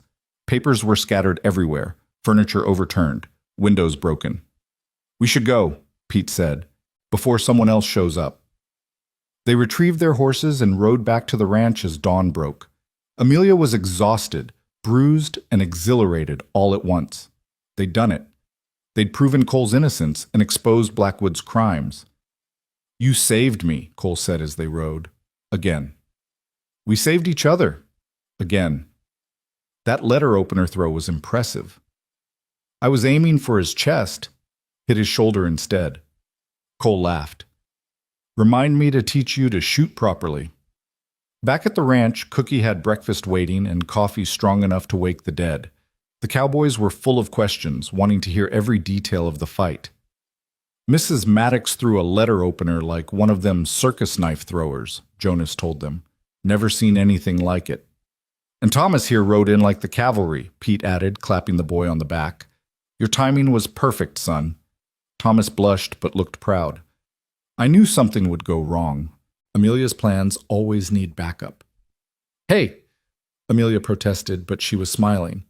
As the sun climbed higher, Marshal Briggs arrived with news.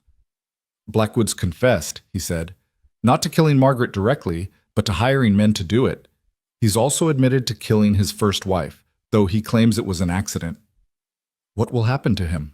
Amelia asked. He'll hang for Margaret. As for the rest...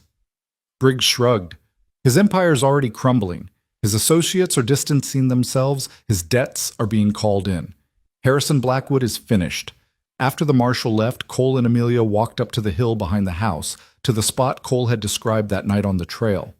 The view was spectacular. Mountains in every direction, the valley spread out below like a green carpet. It's over, Cole said. We're free.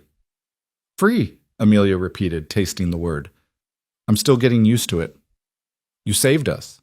Your plan, your courage, our plan, our courage. She took his hand. We're partners, remember? Partners. He pulled her close. Amelia, I need to tell you something. What? I love you, not as a business arrangement, not as a convenience. I love you completely. She looked up at him, this man who'd given her everything and asked for nothing in return, who'd protected her, trusted her, fought for her, who looked at her now with such vulnerability and hope. I love you too, she said, and meant it with every fiber of her being. He kissed her then, deep and passionate, and she felt the last walls between them crumble. When they broke apart, both were breathless. What happens now? She asked. Now we build a life, a real life, together. I want that bigger house you mentioned, with room for children. His eyes lit up. Children. Eventually, after we've had time to just be us for a while. I can wait. I'm good at waiting. You don't have to wait for everything, she said, her meaning clear. That night, for the first time, they truly became husband and wife. It was gentle and passionate by turns, a claiming and a giving, a promise made flesh. Afterward, they lay entwined, watching the stars through the window. No regrets? Cole asked, echoing his question from so long ago. Only one. He tensed. What? I wish we'd met sooner. Think of all the time we wasted. He relaxed, laughing softly. We have the rest of our lives to make up for it. The rest of our lives, she agreed. I like the sound of that. A month later, they received news that Blackwood had been hanged for Margaret's murder. His ranch and holdings were being sold to pay his debts. The Cross Ranch, it turned out, was among the properties. We could buy it, Cole suggested. For Thomas. No. That place holds too many bad memories. Let someone else have it. What about Thomas? He's happy here. He's learning, growing. When he's ready, we'll help him buy his own place. But for now, this is his home. Thomas had indeed flourished at the ranch. He worked hard, learned quickly, and the cowboys had adopted him as a younger brother. He was particularly close to Will, the two of them becoming inseparable friends. One evening, as Amelia was preparing dinner, she heard horses approaching. Through the window, she saw a familiar figure, Running Wolf, the crow leader who'd warned them about Morrison's men. Cole went out to greet him, and they talked for several minutes before Running Wolf gestured to Amelia. She joined them, curious. I came to see how the brave woman fares, Running Wolf said, the one who rode into the stampede. I'm well, thank you. The spirits told me you would defeat your enemy. They were right. He pulled something from his pack, a beautifully woven blanket. For your home. For the children who will come. Amelia accepted it gratefully. How do you know children will come? Running Wolf smiled. The spirits know many things. He looked at her meaningfully. The first will arrive with the spring flowers. After he left, Amelia stood frozen, hand on her stomach. Could it be? She'd been feeling tired lately, a bit queasy in the mornings. What did he mean? Cole asked. I think, I think I might be pregnant. Cole's face went through a series of expressions: shock, joy, fear, and back to joy. Really? I'm not sure. But maybe. He swept her into his arms, spinning her around. A baby. Our baby. Cole, put me down. If I am pregnant, you shouldn't be throwing me around. He set her down immediately, handling her like spun glass. Sorry, I'm just a baby. Amelia, this is wonderful. She visited the doctor in town the next week. Running Wolf had been right. She was indeed pregnant, due in the spring. The news transformed the ranch. Cookie immediately began planning nutritious meals for her. Pete started building a cradle in his spare time. The Cowboys treated her like she might break, which drove her crazy. I'm pregnant, not dying, she told them repeatedly. Thomas was over the moon at the prospect of being an uncle. I'll teach him to ride and rope and… What if it's a girl? Amelia asked. Then I'll teach her to ride and rope even better. Winter came early that year, blanketing the valley in snow, but the house was warm, filled with laughter and love. Cole doted on Amelia, bringing her tea, rubbing her feet, talking to her growing belly. You're going to spoil me, she said one snowy evening. That's the plan. I'm still capable of doing things. I know, but let me take care of you. Please, it makes me happy. How could she argue with that? As spring approached and Amelia grew larger, they received an unexpected visitor. A young woman, perhaps 17, appeared at their door one day.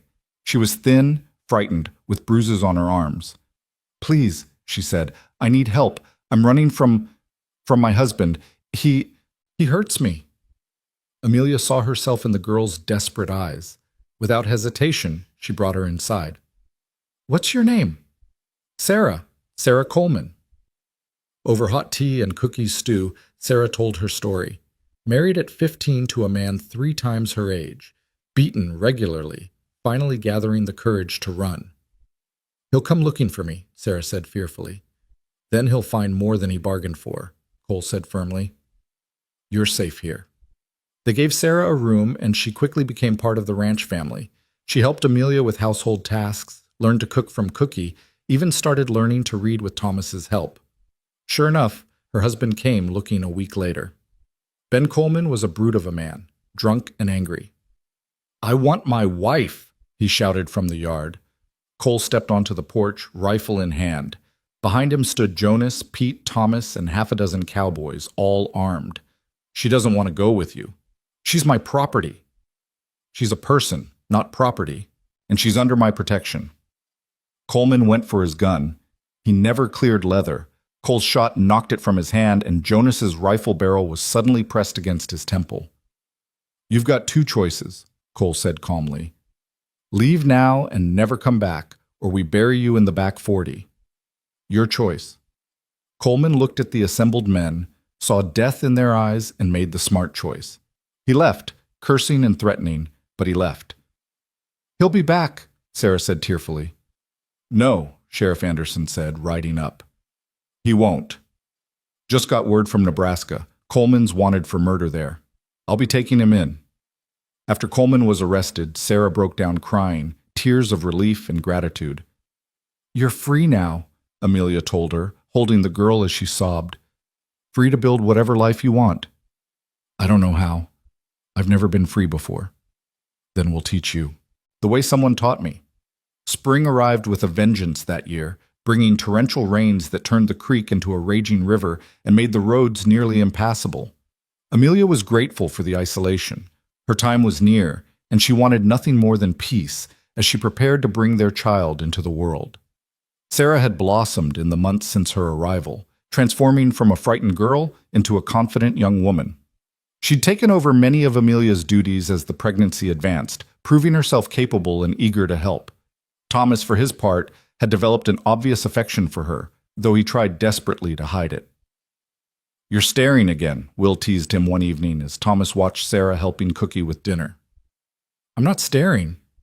I'm just making sure she's all right. Sure you are, Will grinned. The same way I used to make sure Mrs. Maddox was all right before she married the boss. Thomas flushed red. That's different. Sarah's been through a lot. She needs friends, Not some fool making calf eyes at her. Maybe, Will said, but maybe what she needs is someone who sees her as more than just a victim. The conversation was interrupted by Amelia crying out from the house. Cole was beside her in an instant, his face white with concern. Is it time? I think so, she gasped, gripping his hand as another contraction rolled through her. The next hours were a blur of pain and determination. Sarah proved invaluable, having helped deliver babies back in her old community. She kept Amelia calm, Cole focused, and everyone else busy with tasks to keep them from panicking. Men, she muttered at one point, watching the cowboys pace nervously outside. You'd think they were the ones giving birth. The labor was long and difficult. Dawn was breaking when the baby finally arrived, screaming and perfect. A girl with her mother's dark hair and her father's green eyes. She's beautiful, Cole whispered, tears streaming down his face as he held his daughter for the first time. What should we name her? Amelia asked, exhausted but euphoric. Cole looked at the baby, then at his wife. Elizabeth, after your mother. Elizabeth Rose Maddox, Amelia agreed, touching the baby's tiny fingers. Little Beth. The ranch celebrated for 3 days straight. Cookie made his famous honey cakes, Jonas played his harmonica, and even the taciturn Pete was seen smiling as he presented the cradle he'd built, a masterpiece of craftsmanship that would last generations. Running Wolf arrived on the 4th day with gifts, a tiny pair of moccasins and a blessing for the child. She will be strong like her mother, he said, studying the baby's face, and wise like her father. But she will forge her own path. All I want is for her to be happy, Amelia said. Happiness comes from freedom, Running Wolf replied. You have given her that. Life settled into a new rhythm with Beth's arrival. The ranch work continued, but now with the soundtrack of baby cries and lullabies. Cole proved to be a devoted father, often found in the early morning hours walking the floor with Beth, singing Mexican songs his mother had taught him. Sarah had become indispensable, helping with the baby and the household while Amelia recovered. But changes were brewing there too. Thomas had finally worked up the courage to court her properly, and she'd accepted his attention with shy pleasure. They're young, Cole said one evening, watching Thomas teach Sarah to ride. We weren't much older when we married, Amelia pointed out. That was different. We were forced by circumstances. Were we? Or did circumstances just give us the push we needed? She shifted Beth to her other arm. Look at them, Cole. Look how happy they are. He had to admit she was right. Thomas had grown into a fine young man under their care, responsible and hardworking. And Sarah had found her strength, her voice, her joy. Together, they balanced each other perfectly. The question of their future was answered a month later when Sarah came to Amelia, eyes bright with excitement and fear. Thomas asked me to marry him. And? I said yes. But am I free to marry? My husband, ex-husband, he's in prison, not dead. Amelia had been researching this very question. Coleman was convicted of murder. In Nebraska, that dissolved your marriage automatically. You're free, Sarah, completely free.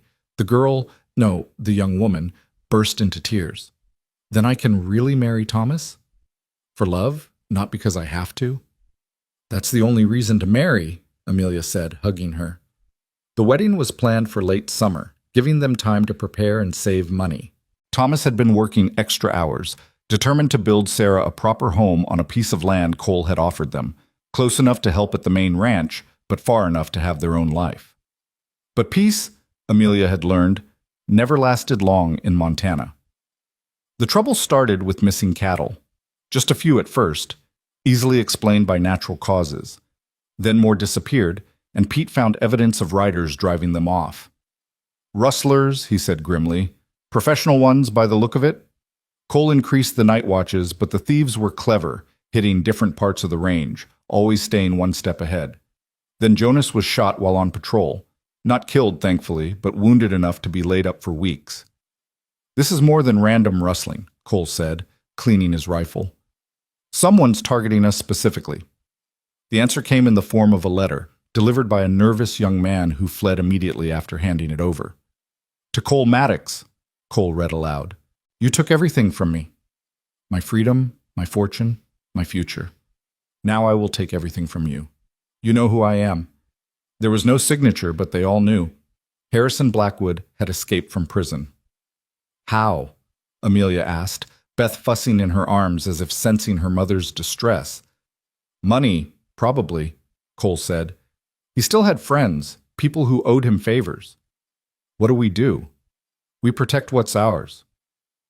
The ranch became an armed camp. No one rode alone. Sarah and Beth were never left unguarded, but Blackwood was patient, smart, and motivated by revenge. He had them looking over their shoulders constantly, jumping at shadows.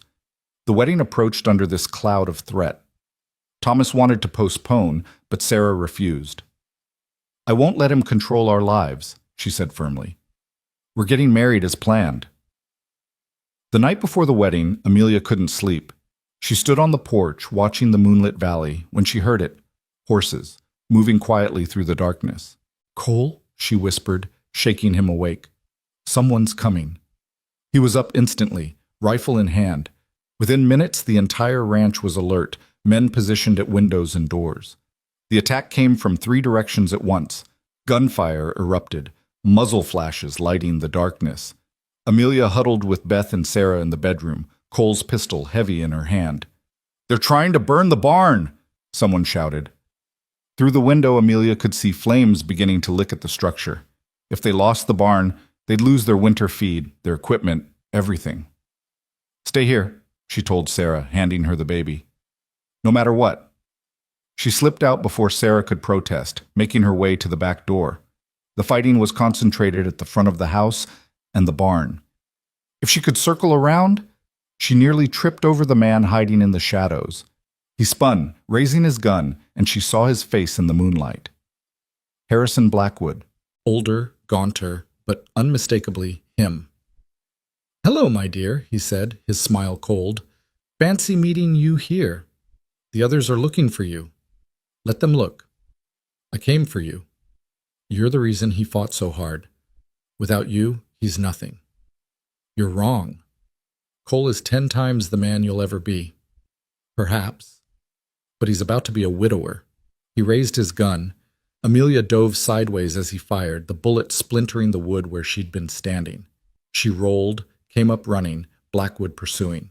She burst into the barn. Empty now, the horses led out to safety. Smoke was beginning to fill the space as the fire spread along one wall. Nowhere to run, Amelia, Blackwood called. She climbed the ladder to the hayloft, thinking desperately. Below, she could hear him searching, knocking over tools, cursing. Then she saw it. The pulley system Cole used to lift hay bales. The rope was right there, and below it, directly beneath where Blackwood was standing. She grabbed the rope and jumped. The counterweight system engaged, slowing her descent as the heavy block on the other end rose rapidly. Blackwood looked up just in time to see it coming. The block caught him square in the chest, sending him crashing into the wall. Amelia hit the ground hard but rolling, coming up as Blackwood struggled to rise, his gun lost somewhere in the hay. You always were trouble, he wheezed, blood on his lips, and you never learned when to quit. Cole burst through the door, saw Blackwood on the ground and Amelia standing over him. Are you hurt? No, but he needs a doctor or an undertaker. They bound Blackwood's hands, though he was too injured to fight. Outside, the battle was over. 2 of Blackwood's men were dead, the others captured or fled. The barn fire had been contained, though they'd lost a corner of the structure. Sheriff Anderson arrived at dawn with a federal marshal and a squad of deputies. They'd been tracking Blackwood since his escape, following the trail of destruction he'd left. He won't escape again, the marshal promised. He killed 2 guards breaking out. He'll hang for certain this time. As they led Blackwood away, he turned to look at Amelia one last time. You could have had everything. I do have everything, she replied. Everything that matters. Despite the night's violence, or perhaps because of it, Thomas and Sarah's wedding that afternoon was particularly joyous. The entire community came, ranchers and townspeople alike, united in celebrating love triumphing over fear. Sarah was radiant in the dress Amelia had helped her make, and Thomas looked proud enough to burst as he waited at the altar. When the preacher pronounced them husband and wife, the cheer could probably be heard in the next county. "No one's taking you from me," Thomas told his bride. "Not ever." "I should hope not," Sarah laughed. "I've gotten quite comfortable here." At the reception, held in the yard of the main house, Cole pulled Amelia aside. "You could have been killed last night." "But I wasn't." "You took a terrible risk. To protect our home, our family. Wouldn't you have done the same?" He couldn't argue with that. "You're going to give me gray hair before I'm 40. You'll be distinguished. Very handsome." "Amelia?" She kissed him quiet. "No more looking back. Blackwood's gone for good this time. We're free to just live." And they did. The years that followed were not without challenges. Harsh winters, dry summers, the occasional predator or rustler, but they faced them together, their partnership growing stronger with each trial. Beth grew into a spirited child who could ride before she could properly walk, much to her parents' mingled pride and terror. She was joined by a brother, James, and then another sister, Mary. The house Cole had once thought too large was soon bursting with life and laughter. Thomas and Sarah built their own home on the adjoining land, raising cattle and children with equal success. Their eldest son was named Samuel, after Amelia's father, a gesture of forgiveness that would have touched the old man's heart. Jonas recovered fully from his wound and eventually became foreman when Pete retired. Will found love with a school teacher from town and started his own small spread nearby. Cookie continued to terrorize and feed cowboys in equal measure until he was well into his 70s. The Double C Ranch prospered, becoming one of the most successful in Montana. But more than that, it became a haven. Other women in Sarah's situation found their way there, seeking protection and a new start. Some stayed, becoming part of the extended ranch family. Others moved on once they found their feet, but they never forgot the kindness they'd received. One autumn evening, 15 years after that desperate flight from Wyoming, Amelia stood on the hill behind the house, the same spot where Cole had first told her he loved her. The bigger house he'd promised stood there now, built with their own hands and filled with their children's laughter. Cole joined her, his arms settling around her waist with familiar comfort. There was indeed some gray in his hair now, and lines around his eyes from years of squinting into the sun. But he was still the same man who'd offered a desperate girl freedom all those years ago. "What are you thinking about?" he asked. "The day we met. How young and frightened I was." "You were never frightened. Angry, maybe. Desperate, but never frightened." "I was terrified," she admitted. "But then this cowboy rode up and offered to protect me." "Best decision I ever made. Even with all the trouble I brought?" "Especially with all the trouble." He turned her to face him. "You brought me to life, Amelia. Before you, I was just existing, going through the motions. You saved me. We saved each other. That's what partners do." Below them, they could see their children playing in the yard. Beth was trying to teach James to rope while Mary sat on the fence, laughing at their efforts. Thomas and Sarah's children had joined them, the cousins as close as siblings. "Look what we built," Amelia said softly. "A life. A good life. Free," she added. "A free life." As the sun set behind the mountains, painting the sky in shades of gold and crimson, they stood together watching their empire, not of money or power, but of love and family and freedom. The girl who'd been sold like cattle and the cowboy who'd offered protection had become so much more to each other. Partners, lovers, parents, free. The sound of Cookie's dinner bell echoed across the valley, and children's voices called for their parents. Hand in hand, Cole and Amelia walked down the hill toward their home, their family, their chosen life. Behind them, the mountains stood eternal guard, witnesses to a love that had grown from desperation into something unshakable. And in the growing darkness, the first stars appeared, bright with promise for all the years to come.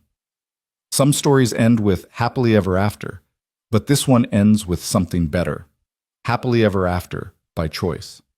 For in the end, that was what Cole had given Amelia, and what she had given him in return.